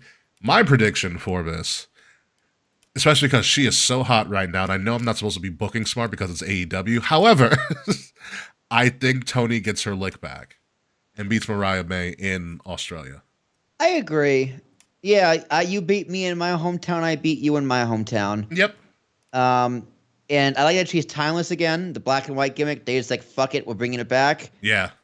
I can dig it. I mean, if it works, don't broke. If it's not broke, don't fix it. The way she's come back, I was like, this is brilliant. Like her character work is brilliant with this. She get bumped off the head. She just all of a sudden woke up from her amnesia one episode. Her whole thing was like the way she came back. I know I mentioned this a couple weeks ago. The way she came back was that she acted like she had just gotten to AEW and was like meeting everybody for the first time. Essentially, the kind of create a false sense of security for Mariah May. And then all of a sudden she was like, this has been my greatest acting of all time. It's like, and now I'm back. It was so good. Luther came back on Collision last week or the weekend too as well. So yeah, I think Toni Storm takes this. For that. Yeah, I agree. I agree. It makes sense. This Keep the actually, story going. this might Set the rub- actually be set the rub main match. event, because I think more people care about this than the Death Riders storyline. We have Kenny Omega, who's healthy as hell, and Will Ospreay, their favorite boy, versus Konosuke Takeshita and Kyle Fletcher in just a tag team match, generic tag team match. I'm going with Omega and Ospreay because Kenny Omega hasn't wrestled a big match for AEW in like over a year, and Will Yeah, I agree. Ospreay's their golden child. Yeah. Omega and Ospreay are winning this match. Yeah. You know, I think it's very, very, very clear cut. I will say, Kyle Fletcher, they need to invest more in Kyle Fletcher as a company because I think he's a great heel. Yeah. How about a new name? Kyle Fletcher, it kind of works well for him. His nickname now, because Don Callis is also a great manager for AEW. Don Callis has said he's a future star, but he's also the prototype of a future star, so he calls himself the Proto Star. The Proto. That's pretty cool. Yeah, That works. That works. I was like, Protostar is kind of cool. I love how Kyle Fletcher's work. I've been loving his heel run, especially because he wants to be. He's like essentially the anti Ospreay. Yeah, it's good. It's good. But AEW needs Kenny Omega in the worst way possible. In the worst way, and I think this is going to. Kenny Omega is going to save his own company. Maybe we all need Kenny Omega secretly. It was really funny. Kenny Omega was doing a promo on like Dynamite or something, and I forgot I think he was going against Don Callis or something, and Don Callis goes, he was like, I don't want to keep wasting your time, and Kenny Omega goes, we can waste time. I'm an EVP again now. We're good. Because in storyline, he dropped his EVP status because he had diverticulitis, so he couldn't do anything. So, but again, Ospreay Omega are winning this very, very clear cut. Moving on to also another match I'm actually very interested in, and not for what you think. It's for Harley Cameron. Okay. Ooh. The person from Australia that Mercedes is going up against for the TBS Championship. Harley Cameron might be the most entertaining person on AEW TV right now. So according to her backstory, she's one of 9 children. Jeez. That my father is also one of 9, so I get it. I still don't know my whole family. But she is a ventriloquist. She's a singer. She plays guitar rather well, and she uses and she's funny as fuck. She has shown all of her talents, and she in the kookiest way, and she has a very strong Australian accent. So her whole thing is like feel the wrath, and things like that. And she just comes up in these weird ways. There was she's done backstage segments where she went up close to Mariah May and started singing on an acoustic guitar, like her whole promo to Mariah May. Her thing with Mercedes, she made a Mercedes ventriloquist doll. No, it's more like a Mercedes Muppet. And just like, hey guys, it's Mercedes Monet, CEO. The whole time. And she did a whole promo as a Mercedes Muppet in ventriloquist mode, cutting a promo backstage. That's creepy. But it was really good. But this is obviously pissed. Never seen it before. That's a new one. A wrestling ventriloquist. She's good though, and she also has a really good voice as like a singer. I will say this: she cut she was going to do a halftime. She said Saturday for Collision she was going to do a performance. It's called the Harley Halftime Show. So she brought out the Muppet from Mercedes and was going to be a ventriloquist while also playing guitar at the same time. Then Mercedes came out and they got into a little bit of a scuffle. Harley Cameron had a great line. She said, "Mercedes, you should be thanking me because you've been the most entertaining since I've had my hand up your Muppet's ass." Yeah. Yeah. I was like, wow. I was like, wow, I'm ready to see it. Be that as a way, Mercedes is winning. Harley Cameron. Did you see the sign Mercedes is overrated and overpaid? I did not. On what, a Dynamite episode? Yeah, it was a meme going around. I was like, that's pretty funny. She's been, honestly, I've enjoyed her heel work, and she has been putting on good matches. Her feud with Statlander was really good towards the end of the year. Really, really good. The only reason I'm picking Mercedes in this is that Harley Cameron's a little bit too green. Yeah. And I think she can gain a lot of sympathy by her losing to Mercedes, and Mercedes just ends up beating her ass like violently after the match is over. I hope she destroys the puppet. Have you seen the puppet? I have not. I bet You it looks terrifying. It looks horrible, but that's the point. It's supposed to be like kind of hokey.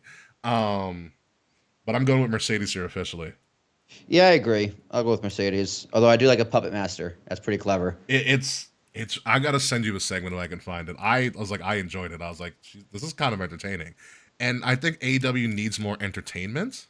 I know they want to be, we're sports. You know, we're authentic, we're true wrestling, but like you also need to be entertaining. And Harley Cameron brings that entertainment. Like AEW storylines are very serious a lot of the time, but Harley's like, you're kind of funny. And they need more of that. Her and Chelsea Green would be really funny. You're so serious. Yeah, you're correct. They would be hysterical. It'd be so funny.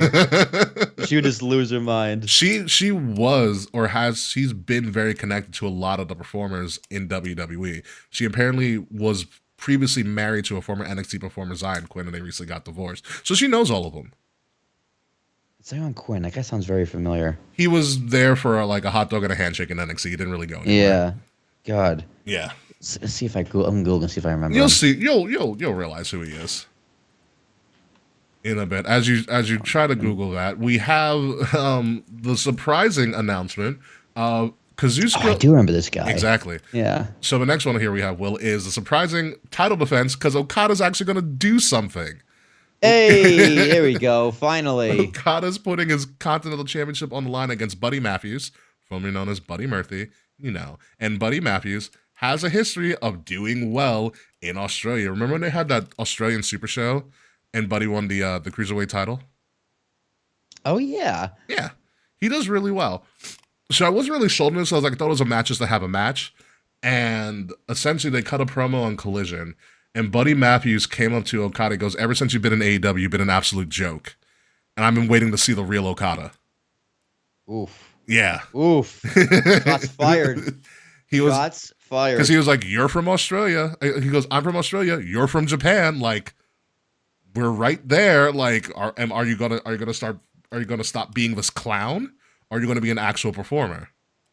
I mean, right there. I mean, kind of. Yeah, they tour. They go to Australia a lot, like Japan. Do they? Yeah, they're really close. They're closer than you think. It's like I'm from Maine. You're from Venezuela. It's not that far off, I don't think. You sure? The interesting thing about it is they got face to face, and then Buddy went to go like strike Okada in the face, and Okada flinched. Like he faked the punch and Okada flinched. I was like, oh, okay, we might have something here. The difference from Australia is 4,204.44 miles, 6,000 kilometers. It is a 9 to 10 hour flight. Oh, I thought it was a little bit closer. Well, you know why it's a longer flight? Because it's the Earth curves. It's the curvature of the Earth. So, yeah, like, they're going so from hemisphere. so that would probably be from like New York to Brazil. Probably, yeah. 9 to 10 hours. Yeah. Because of the curvature of the Earth. With this being said, Okada's winning for me. Yeah. Yeah, he kind of has to, right? I mean, you got called out like that. He punked you on TV.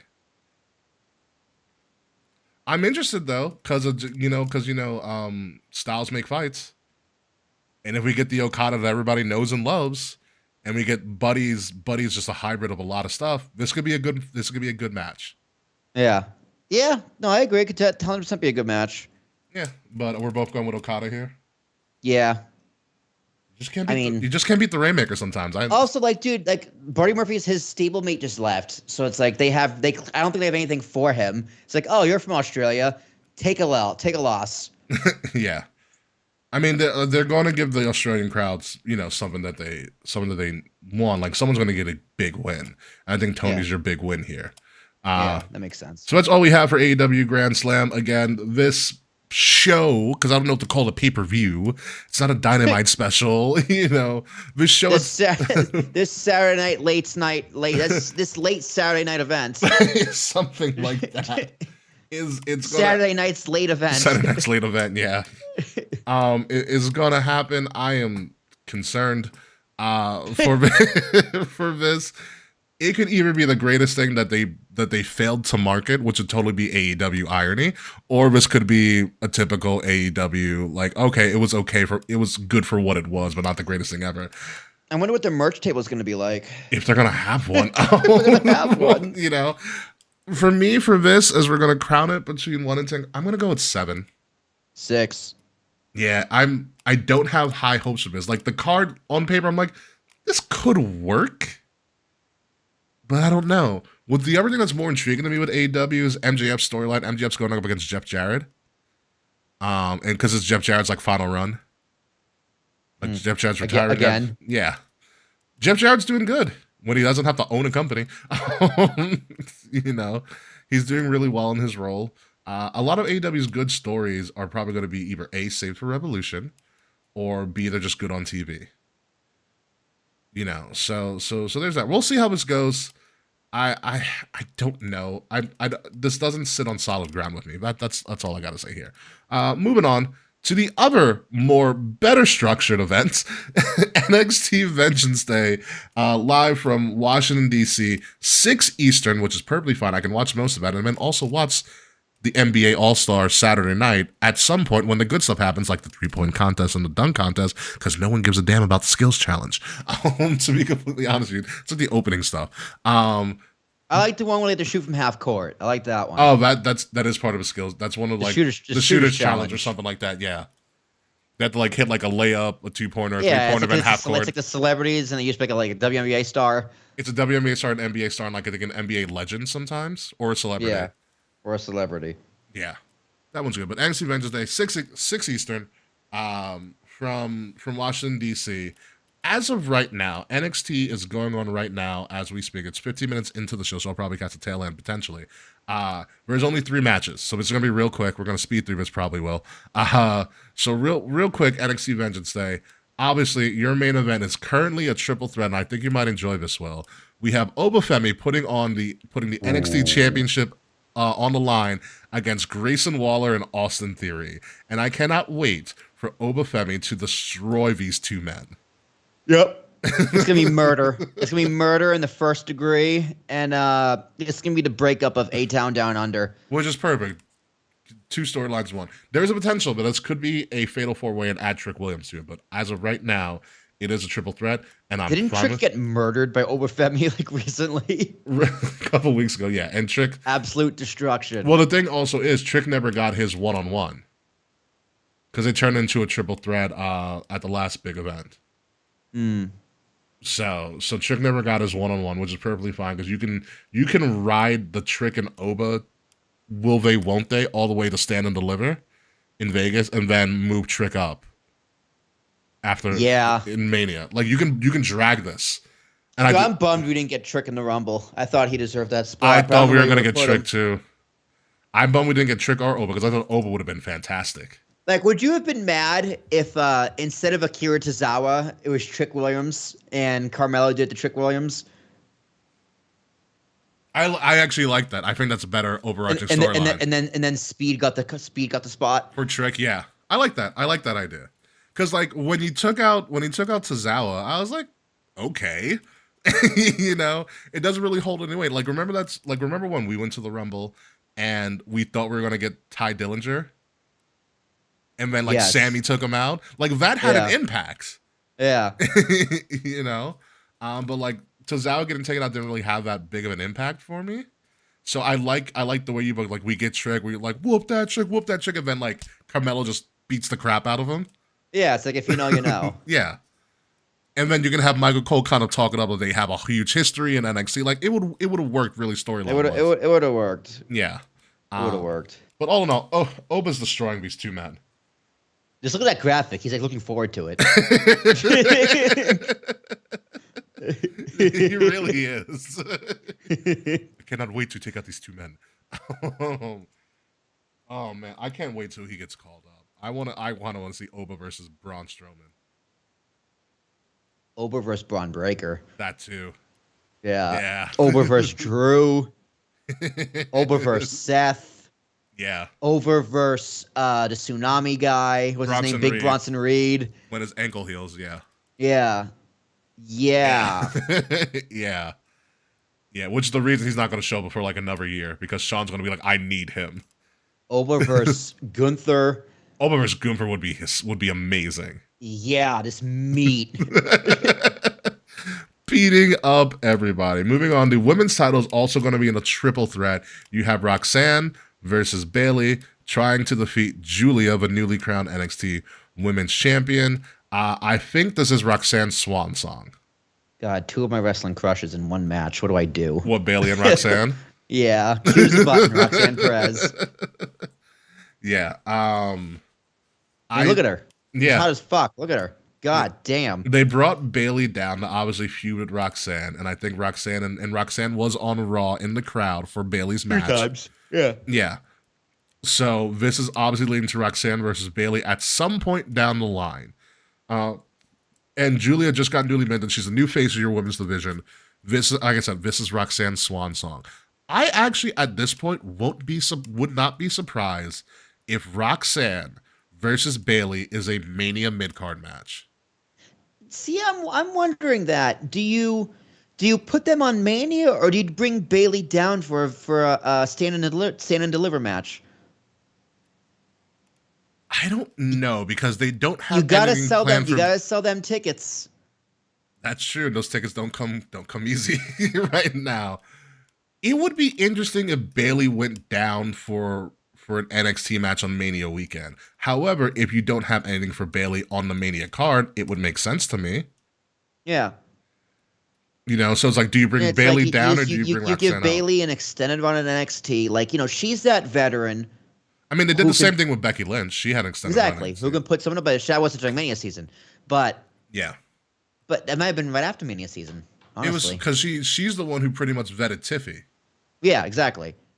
So, like, if you want to give Roxanne a legit swan song, I mean, it's hard to get a bigger swan song than Bailey. going over Bailey to end your NXT career.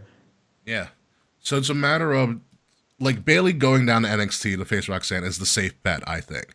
Yeah. Like, is there enough time to really, really, truly introduce Roxanne to the audience during the hottest time of the season, the year, when you got to build so much other stuff? Like, are you going to dedicate a lot of TV time to build this match as opposed to, Logan Punk, Drew, whatever, Seth and Roman? It's like, who are you going to take away from where it's like you can use that time on NXT to really put her over True. with Bailey, and then call her up on Monday or Friday afterwards. I get what you're going. Yeah, like Bailey and Roxanne during Stand Liver is a safe bet. Yeah. My whole thing is that they put so much faith in Roxanne to have her be the second to last in the Rumble, and they True. have talked up her being the all-time Iron Woman and being the finalist in the Rumble. Like every time the Rumble thing comes up, Roxanne is mentioned. They're having her on Raw, so it's a matter of, do they feel comfortable bringing her up and maybe kind of jettisoning this feud on the main show? Because then, you have the safety of a triple threat where you can tease the bigger story, which causes both of them to lose. And then it's a matter of, do you continue the story on NXT where Bailey comes in, or do you continue the story where Roxanne comes up to Raw and attacks Bailey, and now you have a thing? I mean, either are possible, but I think you definitely need to dedicate a good amount of time really explaining who this woman is. Give her enough TV time, like video packages, is explaining who she Just is. Like freaking get Booker T. backstage interviews.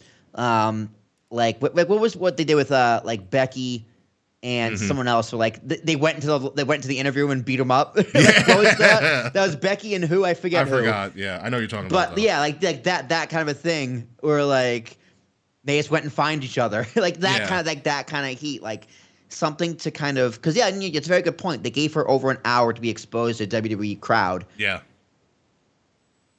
It's listen. So it's totally possible. I'd be happy with either. So would I. I still lean towards Bailey going down than her Yeah. coming up, because she'll get lost in the shuffle on a WrestleMania Night 1 card, whereas she'll be the focal point in NXT. I agree. I would also I would also enjoy the hybrid idea, because they tried to do it, but the pandemic happened. a currently NXT contracted talent on WrestleMania. It would have happened if it was Rhea and Charlotte in front of a crowd. Yeah. Because they experimented with that, and that would have helped elevate NXT. But I like the idea of if Roxanne stays down and Bayley just goes down, and they do your idea of extreme heat. Every time they see each other, they're beating the crap out of each other and stuff like that. There is room where you can say, this match is too big for Stand and Deliver. This has to happen on a bigger stage. There is, yeah, and I wouldn't hate it. I mean, I love those two. I don't know who I'd root for. I love them both. Yeah, like they're my wrestling crushes. Yeah, and like the other way to get her over, she was coached by Booker T. Booker T loves Roxanne. I would just scream my TV from the Kiss. That's all I would do. Yeah, but be it as it may, I think Julia runs away with this. Yeah, yeah, definitely. Yeah, it's pretty. Yeah, it's pretty easy. Beautiful. Her tagline is great. She's called the Beautiful Madness. Where did she come from, Julia? Stardom. That makes sense. Yeah, she's Italian and Japanese. Yeah, oh damn, we're talking about the wrong side of World War II. Yeah, she's Italian and Japanese. The last match that we have on the card right now, currently for NXT, like we said, there's probably going to be two or a couple more matches added to this card by the time we listen to the final version of this show. Fallon Henley, the Women's North American Champion, going up against Stephanie Vaquer, one of the other big acquisitions in the last year for the NXT Women's Division. Some of you guys remember Stephanie Vaquer because she was at Forbidden Door and faced Mercedes Moné. She was also in the Rumble. All right, listen. At this point in time, it is Mercedes and then Stephanie for me. Okay. 1 and 2. I think Stephanie Vaquer is extremely talented. And I also love the irony that her match with Mercedes at Forbidden Door, which is a WWE tryout match, so they signed her like right after. Yeah, it's pretty funny. Bayley called Sasha once. It's like, how is she? And she was like, I can't wait to sign her. And Bayley was like, about that. Did I mention Triple H is on the call? Mercedes, we just three-way called you, bitch, and hangs up. He's like, all right, Sean, shut up. I'm going to tell her. Shh, I'm doing it. Exactly. I mean, I am gonna go. Fallon Henley's North American title run has been kind of lackluster. Not by her fault in any way, shape, or form. There are just better stories in NXT going on right now than this. And they've been highlighting Stephanie again. She was also in the Rumble, and there is that kind of Stephanie and Julia are technically friends, but they are kind of competing at currently to be the new, top person in that women's division. So I think it makes sense that you would put the belt on Stephanie. I'm going to go with the other one just to be different. What's up? I'm going to go with the other one just to be different. Fallon Henley? Sure. I'm a big Fallon Henley fan too. I think she's really cool. But I think they're going to do this. They're going to do it Stephanie. Listen, they jettisoned Julia. Julia got the title in almost 7 months in NXT? Because she was in the crowd for Stand and Deliver when we were in Philly. Then she came over later. She came over about a couple of months later because she had to finish some stuff. In a little less than 7 months, she got the title. Damn. Yeah, so they're big. I think they're gonna give it to Stephanie too. So there's that. So that's all we have for Vengeance Day. Like I said, I think Vengeance Day is going to be the more put together show than Grand Slam, because this is technically a premium live event. Like they've kind of done this 6 Eastern. I'm going to give this an 8 because NXT usually does not fail. Yeah, I'll go 7.5. Yeah. Sure. Yeah. There's always something we went to Stand and Deliver not expecting much, and then we got Obafemi having 2 6'8" people on his shoulder. God, that show was incredible. Yeah. I had so much fun. I haven't watched NXT since, but I like that I can and if we go to the MSG show, it's I can go, have no idea what the hell is going on, and still have fun. Still really enjoy it and pick up who's the good guy, who's the bad guy, who's going over, who they pushing. And I'm gonna feel the same way at TNA in July. Slammiversary, baby. Slammiversary. It's gonna be incredible. I can't wait to boo Dolph Ziggler. It's gonna be great. It's Slammiversary, but also with an NXT WWE partnership too as well. So anybody could show. Is that in Hammerstein? What? Their NXT Slammiversary? UBS Arena where the Islanders play. Oh shit! Because you haven't been to Oh, UBS oh, yet, that's have right. I you? haven't been there. You're gonna have so much fun at UBS. Oh yeah, I have to decide if I'm driving or not. I'm probably taking the train in. So With that congestion pricing, I'm still not. I'm still. That's like $9. That's extra $9 plus the toll. Fuck me. and you gotta park. Oh god. That's why I'm taking the train in. Oh my god. You can take the train from Penn I know it's the Penn Station and the Long Island Railroad. And it's to pretty much UBS. right there. Yeah, they have. Oh, their it goes own right stop. to UBS. Yeah, it goes right to UBS. I'll take a train. Exactly. I thought we looked it up one time when it was first open. There was no easy transit there. I mean, did Because they add a stop? Because you know what? You only had westbound. The westbound side was only open. Oh, so they added a stop then. They finished the station. Okay, good. Okay, that makes okay. In that case, I'm way more willing to go to UBS Arena then. Yeah. Just for other things. I know the Islanders play there, Yes, they do. and I love hockey. Well, I like going. I shouldn't say I love hockey. I like going to hockey. I'll live. tell you about the tailgate bar in UBS Arena. Oh God, yeah. Okay, let's do it. Let's do it. I'll tell you about that out in the post show. But this does conclude our show for this week. And the next time you're going to see us is in 2 weeks when we have our legendary, soon to be legendary, 400th episode, 400th official episode. I should say that. Our official, we are well over 400. There are just some episodes that just never aired. Really? Yeah. There was a time we had a guest that like couldn't get her stuff together, so we couldn't get the show off. We also did a couple of half episodes where we had like specials. I don't remember the shit. It's in the archive. All right. It's there. It's there. So yeah, it's going to be our official 400th episode. A brand new look for the show visually. Will kind of saw it before we went. Yeah, live. it looks great. It looks great. Yeah, brand new colors. visuals, new colors. Same logo, new colors. This is kind of a soft reboot for now. I will be working on probably new music for the show in the 400th time, in the 400 period as well. So this is it's going to be the beginning of some changes, but we are going to, talk about 400 and just kind of riff on the show and talk about some of the highlights, potentially lowlights and other random stuff. So it's going to be more of a free-flowing show, but we are going to have a preview of Elimination Chamber, because that is going to be that weekend of Elimination Chamber in Toronto. And let's just say I won't be the only royalty on the show for once. Ooh. Is it Dave? Are we bringing Dave back? I said royalty. Dave has royalty in somewhere or something. He rules a domain over his bunny.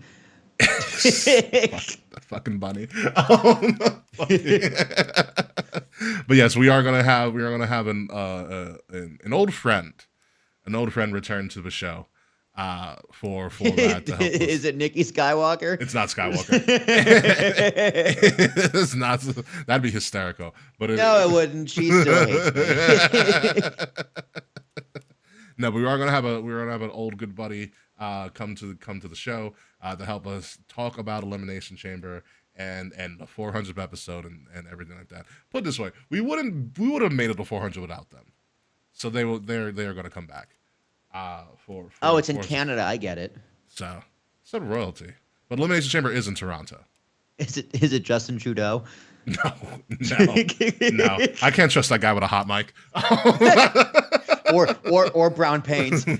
Oh. Someone's got to explain that to me from government, because I thought he was going to resign, but I guess not. I don't know how Canadian politics work. He is resigning as he's finishing out his term, whatever that means. Oh, so he's doing what every other politician does usually. Yeah, it's like he's not seeking re-election. Oh, okay, that's what it is. Because when I read resignation, I was like, oh, that's why I assumed it's like Fretz would know better than me. He's actually Canadian. Yeah. For now. It's just like I think it's just like he's going to resign when the time is right. So he's not going to seek re-election. Yeah, that's what I'm assuming it means. Okay, because I was confused. It was like I heard the news and like he was doing a press conference. I was like, didn't you leave? Did Trump make you quit? You still go here? Well, that's just me, but yes. So our 400th episode is going to be a bit of a gag, a bit of a gas, a lot of laughs, a lot of reminiscing. Will be 30 by that time. Yeah, I know. So and maybe a couple more surprises. I don't know yet. We got a couple weeks to figure it out. But pretty much, yeah. Get ready for that crazy fun time. I'm trying to prepare a special logo for 400, and that's turning to be really, really hard because I'm running out of ideas. But I'll figure it out. I got 2 weeks to get something done for that. But yeah, anything else that we need to add, Will, before we get out of here? No, that wraps it up. 90 minutes. Been a good one. Been a good one this week. Yeah, very, very good one. All right, so hit our music for now.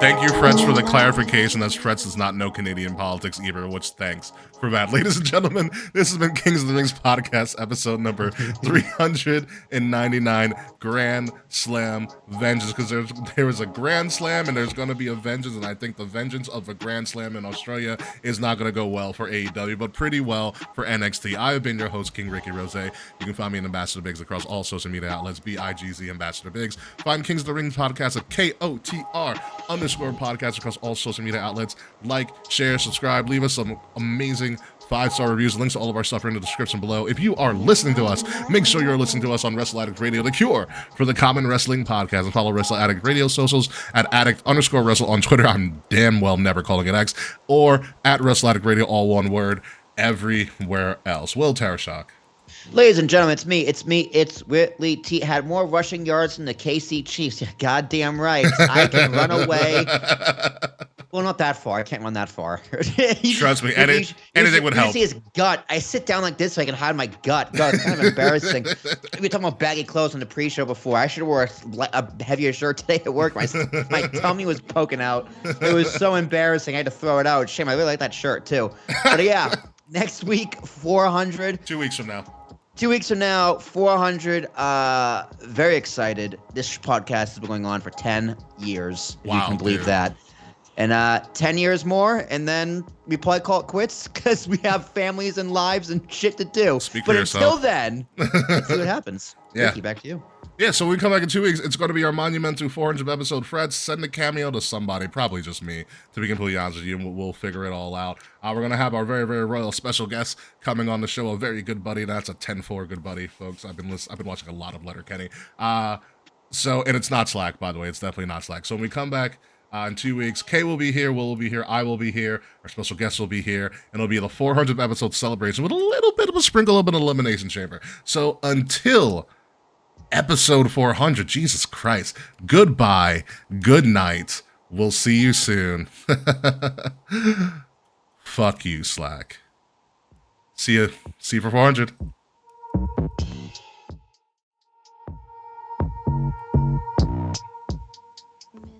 Right. So yeah, welcome to the post show, folks. Yeah, Fred, I'll be watching Four Nations face off in hockey. They both lose. So Freds, you have to explain to me Four Nations. I know you guys just had World Juniors over the holiday, and everything. Go America! We won the World Juniors in hockey. I know a lot of Canadians are pissed about that, but we obviously always win the Stanley Cup, and all of you guys, I need to know, as an American, are Canadians pissed that all these warm weather hockey teams keep winning the Stanley Cup? I'm not gonna lie, it's a fair question. Florida's won the past 2. Tampa's won a fair amount. The Panthers won. Vegas won 1 year. What is going on? They're playing hockey in the sand. It does boggle my mind, but I am interested in watching the Four Nations because it's very weird to have his Four Nations hockey face off. It's the U.S., Canada, Finland, and I forgot the fourth nation. In the middle of hockey season. So it was the NHL taking a break and be doing this kind of exhibition. This has to be explained to me. I know it's happening tomorrow. So I want to know how this is. I think it's I don't know if it's Russia and I don't know what the fourth nation is. So I'm very, very intrigued about that. So I know, Will, you had something for me that we're going to talk about, something with fascism. Oh, the board game. So the game is called Secret Hitler. And what? So it's literally a board game. So this is for sale. Yes, it's an actual game. It's you ever play the game? It's just who's the werewolf, who's the Salem witch trials, that kind of thing. Yeah. So it's like that, but it's Hitler. Okay. So there were 7 of us. So there's 7 of us sitting on a table, and there's 2 fascists, 1 Hitler, and 4 liberals. So Interesting. you all close your eyes at the beginning of the game, and the three fascists open their eyes so they all know who's working together. Okay. And the game starts with the president and a chancellor. So the president nominates a chancellor, Uh-huh. and then you all vote nine or yeah on the chancellor, Okay. and then from there you have policy cards, and the Hmm. policies are either liberal or fascist. So Interesting. if you pass 6 liberal policies Okay. or kill Hitler, you win the game. But on the flip side, if you pass at least 3 fascist policies and elect Hitler as chancellor, the fascists win the game and you take over the government. So Huh. the entire game is you're just yelling at each other, calling each other Hitler. You're a fascist. You're a fascist, and like trying to pass these policies and lie and swindle your way to take over the government. Wow. And we're all drunk. so like right. How is so this like, a bachelor party game? because we're all history nerds, dude. Like once you play a few rounds and you kind of get the hang of it, Yeah. it's a lot of fun because like you start playing people. Like, I was like Nathan sitting next to me played me really good. I thought he was a liberal. And I was Oh, like, really? because like if you pass enough fascist policies, the president gets executive powers. So Okay. one of the powers is you get to pick a player and then see their party affiliation cards. You can see if they're liberal or fascist. But the person who was president was a fascist and picked Nathan's card. And I was like, I don't trust Nathan, but if you tell me he's a liberal, I'll believe you. So he told me he was a liberal, Oh. and I believed him. And then Nathan played me. And then fucking Chief on the other end of the table was also a smart fascist because how it happens is as a president, you pick up 3 cards Uh-huh. and you discard one and then give the other 2 cards to the chancellor. And the chancellor has to put that Oh. policy into place and then discard the other one. So most of the time you get 3 fascist cards because there's 2 to 3 ratio of fascist cards to liberal cards. Okay. But it can also be like, okay, I have a liberal card and 2 fascist cards. I'm going to ditch the fascist card and give the chancellor a liberal and a fascist card and make them choose. Okay. And because after you put the policy down, you guys then discuss. So it's like, okay, what cards would you give in? What cards did you give him? Why did you put this fascist card down? And it's just like, but you could just lie. And it's like, who's the better liar? Who's a good swindler? Yeah. And I've come to learn I'm a very good fascist. Jesus. That So- seems like if used in the right context, it's a great game for like a high school like advanced history course. Honestly, dude, I learned more about politics in that 6 hours of playing than anything you ever watch or learn in history class. I Because wouldn't be literally, dude, surprised. like so in the presidency moves around the table every single person. So the pretty much game's- everybody gets to be president at some point. Pretty much, but if you pass enough fascist policies, the president can then handpick the next president. So what you okay. want to do is consolidate power. Because So that's how fascism works, yeah. Exactly. We had it so the 3 of us were just passing the chancellorship back and forth to each other, passing fascist policies. Interesting. Okay. But the thing is, like you have to give a choice. And like, if you're a fascist to begin the game, you want to put down that liberal policy so people think you're a liberal. So you go, I discard the fascist card. They go, is that true? Like, yeah, it's true. I tested him, and he passed. So Yeah. people think you're a liberal. So early on in the game, it was Chief and our friend Hunter, who were going back and forth between the chancellorship, passing 3 liberal policies and then 1 fascist policy. So McLeod was just like, all right, these 2 are clearly liberals. And then the 3 fascists were sitting, it was me, Nathan, and then other Will. yeah. So Nathan was just filibustering. It's like, you can't consolidate power. Like, it's not safe. You gotta split the power wrong. I think Daffy should be chancellor, knowing very well the president was then going to 3 fascists in a row. And then we came back and won. So we came back and won. Like, liberalism blew a 4-1 lead. Jesus. It was crazy, dude. It's so crazy. Like I said, for a very smart history teacher, that could work very well. Yeah. Just to teach like how politics work and how fascism can easily kind of grow inwardly. Yeah. Or just Like, have them watch Star Wars. We're living through the Exactly. prequels. But like after you play for a while, you kind of pick up on people's like tendencies and how they play. Like if Nathan was a fascist, he talks a lot. He controls He the controls- narrative. yeah, okay, he yeah. controls the narrative and plants seeds of doubt. Whereas if he was a liberal, he would just sit back and watch. God, so you learned their playing styles. Exactly. So It's in kind order of to, like a political poker. Exactly. It's exactly what it is. It's political poker, and you literally have cards and chips.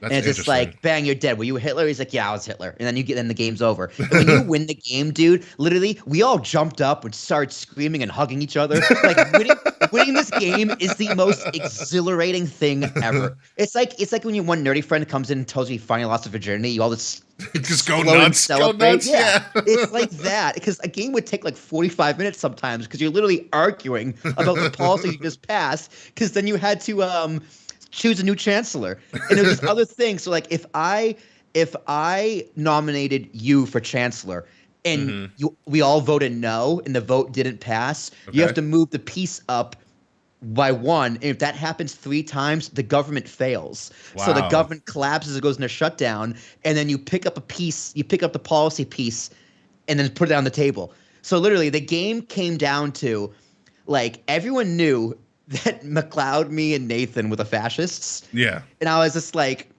they're like, if you have to elect one of these two on the other end of the table, because we know they are liberal for a fact. If you don't, we're gonna know you're a fascist. And there was 4 on liberal, 4 on fascist, so the next card wins. And I'm just like, there's nothing I can do here. The jig is up. It's like, here's what I'm gonna do. I'm a fascist. Nathan's Hitler. He's chancellor. I'm crashing the government. So we all voted no, and I had to draw the card to crash the government, and then the liberals won. Wow. So it's just luck of the draw. So this game, it just goes insane, and people go crazy. That's It's so much fun. that's fucking wild. I'm kind of intrigued actually. Yes, This but you have to play with like at least 6 or 7 people. It's Well, way yeah, better. you need a large group of people to kind of Yeah, like you get an can do idea. you can do it with 5, but it's not as good because there's 2 fascists and one fascist, 1 Hitler, and 3 liberals. And Yeah. it's easier with 3 because as a fascist, I took most of the heat because it was so obvious I was a fascist. So that So everyone- the other ones can kind of like lay in silence. Exactly. Yeah. Everyone suspected me, so the other fascist could then play up as a liberal, and then Hitler could stay quiet. Because the quiet ones towards the end of the game would usually get elected, be like, I want to test your allegiance. Yeah. And then it's be like, okay, Nash just got elected chancellor. Guess what? He's Hitler. Game's over. And we all party. And we all go nuts. That's crazy. I'm very kind of intrigued by that. Very, very intrigued with that. I saw a meme the other day that somebody was like shitting on it was a meme of like the prequels and like the text was, why the hell do trade routes, and it's like, prequels in 1999. Why the hell are we talking about trade routes in Star Wars? It's not relevant at all. I mean, it says George Lucas in 2025 and he's like laughing. Oh man, what a time. What a time. But yeah, 400's going to be fun. We might push it back to 7:30. I have to double check. All right. But we won't be pushed back too far. I'm here. I'm not going anywhere. Yeah. Yeah, 400 looks good. I'm literally going to try to work on the logo this weekend and also try to go see Captain America over the weekend as well. Was a Captain America movie coming out? Yeah, Brave New World. Oh, I did not know that. Yes, Captain Harrison Ford's in it. Interesting. He plays because he plays Thaddeus Ross because the original actor passed away several years ago, so they recast Harrison Ford in it. Well, he's hanging on a life. He's like 84 years old. He looked pretty good from what I've seen on the media tour and everything. It is interesting. So originally the movie was going to be called Captain America: New World Order, and then they like changed it. I wonder if they got a cease and desist. No, it was because of the Nazis used New World Order. Oh. Yeah, and someone was like, "Ew, we may have to change this." That may not be a good idea. Yeah, no, I would listen when they first originally announced it as New World Order. I was like, "This is going to be a wrestling fan's dream." So they come in an NWO shirt for life. For life. So it's good, but yeah, no, I'm looking forward to this 3-day weekend. Yes, that was the NWO movie, but they changed it to Brave New World. Oh, yeah, dude. It's going to be nice just having Monday off. Yeah. Yeah, it is going to be nice to not do shit on Monday. Oh. Oh no, I am busy doing something. I have to go meet up with So somebody. I've just been so busy. This start of the year, I've just been traveling so much, all for work, and then the bachelor party. It's just like it's gonna be nice just to do nothing. Yeah. Oh yeah, for you, yeah, you're not gonna be active. You've been active Yeah, pretty a lot I'm lately. not. I'm not going anywhere. Although May is gonna be crazy. So You're going to May, Toronto in May, right? yes. April's also gonna be April. I might be going to Brazil. So That's wild. that's 50-50. So April might be Brazil. Toronto's what in like the second week of May. Third Hmm. week of May is a conference in New York, and then the last week of May, Memorial Day weekends, Memorial Day to the end of the week, we're going to Cape Cod vacation. Nice.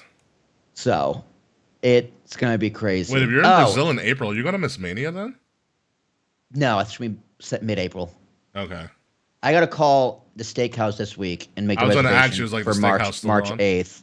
Yeah, no, that's definitely happening. I got to double check with Kay. So it'll be you, Kay. Kay, I think Um, Kay hit me up about going. I was like, yeah, I'm going, and I think Kay will be there. But Yeah. double check with them. Yeah, I'm gonna double check with them because it's gonna final head count. So you two, Eddie and his girlfriend, McLeod, his wife, Hmm. who's vegetarian. Oh, Um, she's gonna have a great time. well, because they looked at the menu and there is like vegetarian options. Okay. Like rice bowls, pops peppers, stuff like that. Like there is actual stuff for her to eat. Okay. And then if anything, they should just go to like the bar of all the sides. Yeah. And then Nash, and then possibly his fiance because she's also vegetarian. Okay. So I was like, listen, if they don't want to come, I'm not going to be offended. Like, Yeah. it's a steakhouse. I get it. And then me and Jazz. Okay. So that's 10. And then my other buddy and his wife had to dip out because they're losers. That's fair. So yeah, just let me know. It's 80. It's gonna be 80 per. That's gonna be like Yeah. the final number. Okay. 80 per. And then it's, just drinks or whatever you guys get, drinks, tax, tip, or whatever. Yeah. So Yeah. literally, if you can just like Zelle me at the restaurant or like just put cash or a check in a car or something. Yeah. it's literally no big deal. Yeah. We'll figure something out, dude. Yeah. So if I'm just gonna put it all on my card and then we'll just figure it out. yeah, and then so we do the steakhouse, and then like 3 days later, we could potentially go to NXT at the theater. Oh yeah, yeah, for sure. Yeah. Yeah. I'm very interested to go because I want to see how they do the theater for a television broadcast. Yeah, because when they did it for the house show, it was They were on the stage it was Like, the stage was the it entrance. interesting, yeah. because we were on the floor for that. Technically, we weren't in seats. We were on the floor next to it. But it worked. It did no. It worked really well. So I That's want to see how it have looks. like an entrance ramp. Yeah, like Did they have a ramp? Did it go down and then They did go down. So they were on the Yeah. stage and then they came down a little bit. Yeah. I'm intrigued. I'm intrigued by what they might do. Because when you posted today, I was gonna ask if it was a theater like the main arena, but I was like, no, it's NXT. Because I thought it was a pay per view, so like it has to be the main arena. But no, if it's TV taping, yeah, it's definitely Yeah, gonna be the they theater. made Roadblock just the. It's going to be a big one because I think this is going to set the tone for Stand and Deliver. Yeah, that makes So- sense. So, but listen, they're doing the hits. I think I said in the Discord, I was like, it seems like this came together at the last minute because Raw was already booked for the Garden the day before. Yeah. So when they're like, hey, why don't we do this? And like, listen, I like NXT's hybrid of sometimes we're in full sale or not full sale. Sometimes we're in the PC, sometimes we're on the road. I think that's the perfect little switcheroo for them. The back Yeah, it and makes forth. sense. Like book it when you can book it, and if it makes sense with the rest of their touring schedule. Exactly. Yeah. So like if Raw's in San Diego, the next day you can do NXT in a small arena in San Diego. Yeah, Do like it. when they did Raw and Netflix in LA, NXT was also in LA. Yeah. So it works out well for them. So that's good. But yeah, I think that's all I got for you. I have nothing sports related to talk about because it's kind of in a lull right now. Oh, dude. So I saw that they put Jason Dominguez's locker in between Cody Bellinger and Aaron Judge's. Really? Yeah. Did they was like, report already, or are they going to? pitchers and catchers reported today, Okay. and then the rest of the players probably in like 2 weeks. Okay. Yeah, that makes sense. End of February. Yeah. I mean, they still need a third baseman, but I mean, if Oswaldo does a good spring, I wouldn't mind putting him there. Yeah. But they still want to trade Stroman to free up cap space to try and sign Bregman or trade for Arenado, but no one wants Marcus Stroman for $18 million. I get it. Yeah, so they're kind of just stuck. I get. That's what I remember on MLB The Show. I watched the gameplay video. So there's a new like timing meter essentially. So like they put in a category for how well a reaction like rating. So like you'll see for your infielder how well they react to when the ball's hit. So it could be like they have a good reaction, like average reaction or below average reaction, and that will also determine how well they do with like picking up the ball and throwing to like where the ball needs to go to. So it's like a mental aspect to the game. Kind of, yeah, Like if your player's in a slump, he's gonna be afraid if the ball hits to him. yeah, and just Huh. a generic rating of like how it really helps on their fielding mechanic. That's pretty cool. Yeah, I was like, oh, that's interesting. But Dude, you'll also see I how wish the show was on PC so I'd play it. Yeah, dude, it's also gonna Everything suck. else is like Is everything else 2K25 got going to moved be on over. PC? I don't think so, right? 2K25? WWE. Yes, it is. It's going to be on PC? Yeah. Yep. Okay. So if GM mode is cross-platform, we're gonna Charles and I are gonna drag you in. Yeah. No, if it's cross-platform, I'll probably get it. That sounds like it's worth it. Yeah, especially with all the GMs they added. Yeah. Like I mean, you guys have to walk me through it a little bit, but yeah, I'll do it. it's literally kind of just a board game, Yeah. but it works. So the way GM mode has 23 days to look at, the way GM mode essentially works is that you are given a budget for your show. Yeah. And you pick the players. Yeah, I played it a little bit. Yeah, so you get like essentially you get like 3.5 million, but you need that 3.5 million to sign your talent, to book your show, and Yeah, to do book your promotions. arena, promotion. Yeah. Everything costs money. Upgrade your shit. Yeah. Upgrade it's your like stuff. it's kind of like Risk. Kind of, yeah, but also you can sign people to like multi-week contract. You can sign them to a 1 week contract to save money, and then re-sign them later. You can end up signing free agents. Yeah, it's like it's like Goldberg comes in for WrestleMania season. Exactly. I'd do that a lot. And then at sometimes like after every big PLE, you can trade with the other brands. So you can trade like a player, but you can also give them cash as well for another performer. That's cool. Yeah. And things like that. It gets really gamey. Dude, my problem's gonna be just managing the money.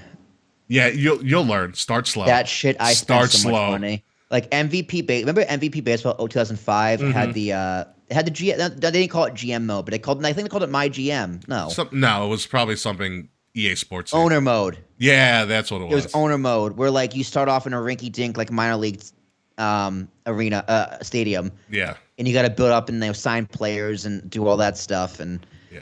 The one yeah, thing I will tell it's you, made to be simmed. yeah, the one thing I will tell you about when you draft people, because every wrestler has different archetypes, and some archetypes go well with each other. It's like a giant and a cruiserweight go well with each other in match types. Right. You know, and a fighter and a bruiser go well with each other. And then you have Yeah. If you have two technicians, you're gonna sit on your hands. yeah, but like specialists can work with anybody. It's like AJ Styles can be like a specialist, and he can go toe to toe with anybody. Which is like just like real life. Yeah. So also with that, don't use up all of your salary to get all of these talents, because also the higher the rating they are, the more expensive they're going to be. Right, of course.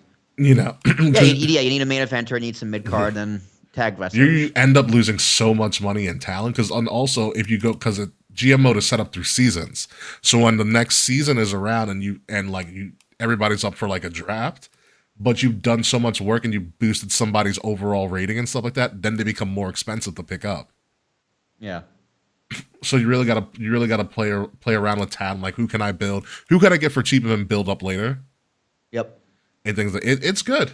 It's I do fun it. game. We always hop on Discord and then play. I would do it. Yeah, we can definitely do that. So yeah, let's get the fuck out of here, folks. We're out of here. Freds, thanks for explaining all of this stuff about Canada and the four nations and things like that. Hit you up about 200 too. I gotta be on Nate's show this week too. I'm recording with Nate. We're doing what is it? What am I doing with Nate? I'll tell you. You'll enjoy this too. I'm going to review with Nate, Will, an old TNA event. I will tell you which one it is in a second.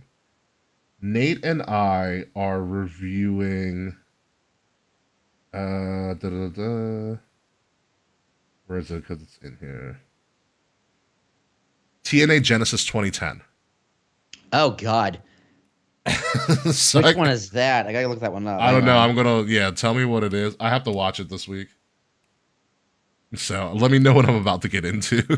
Because you know me, I was not watching TNA at that time, and I know you were, right? 2010?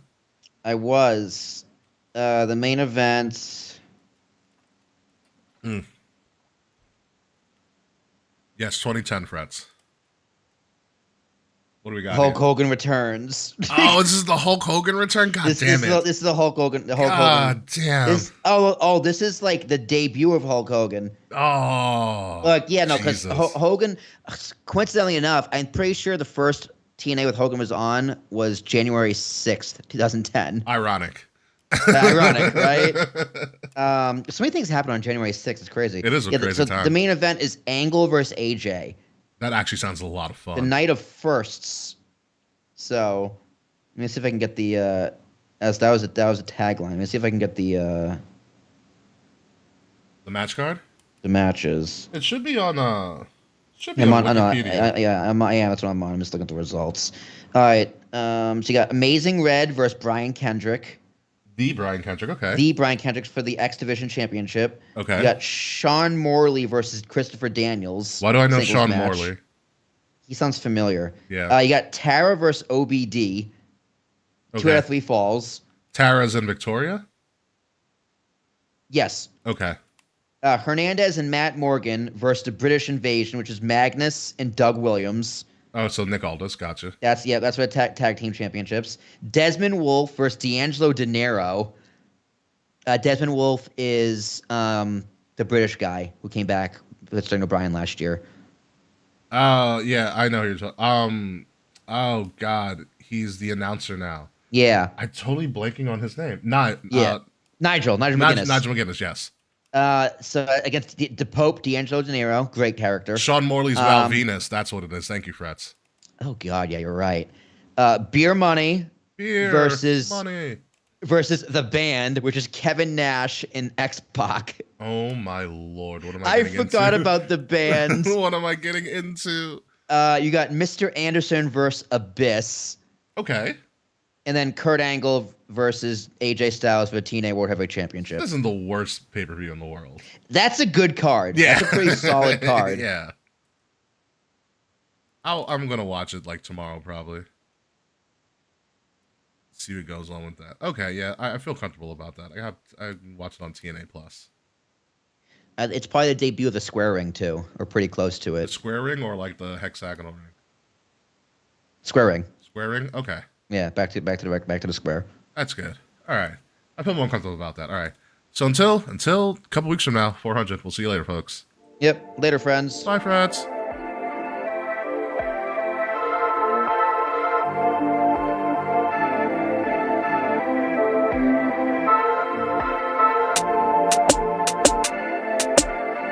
Midnight music.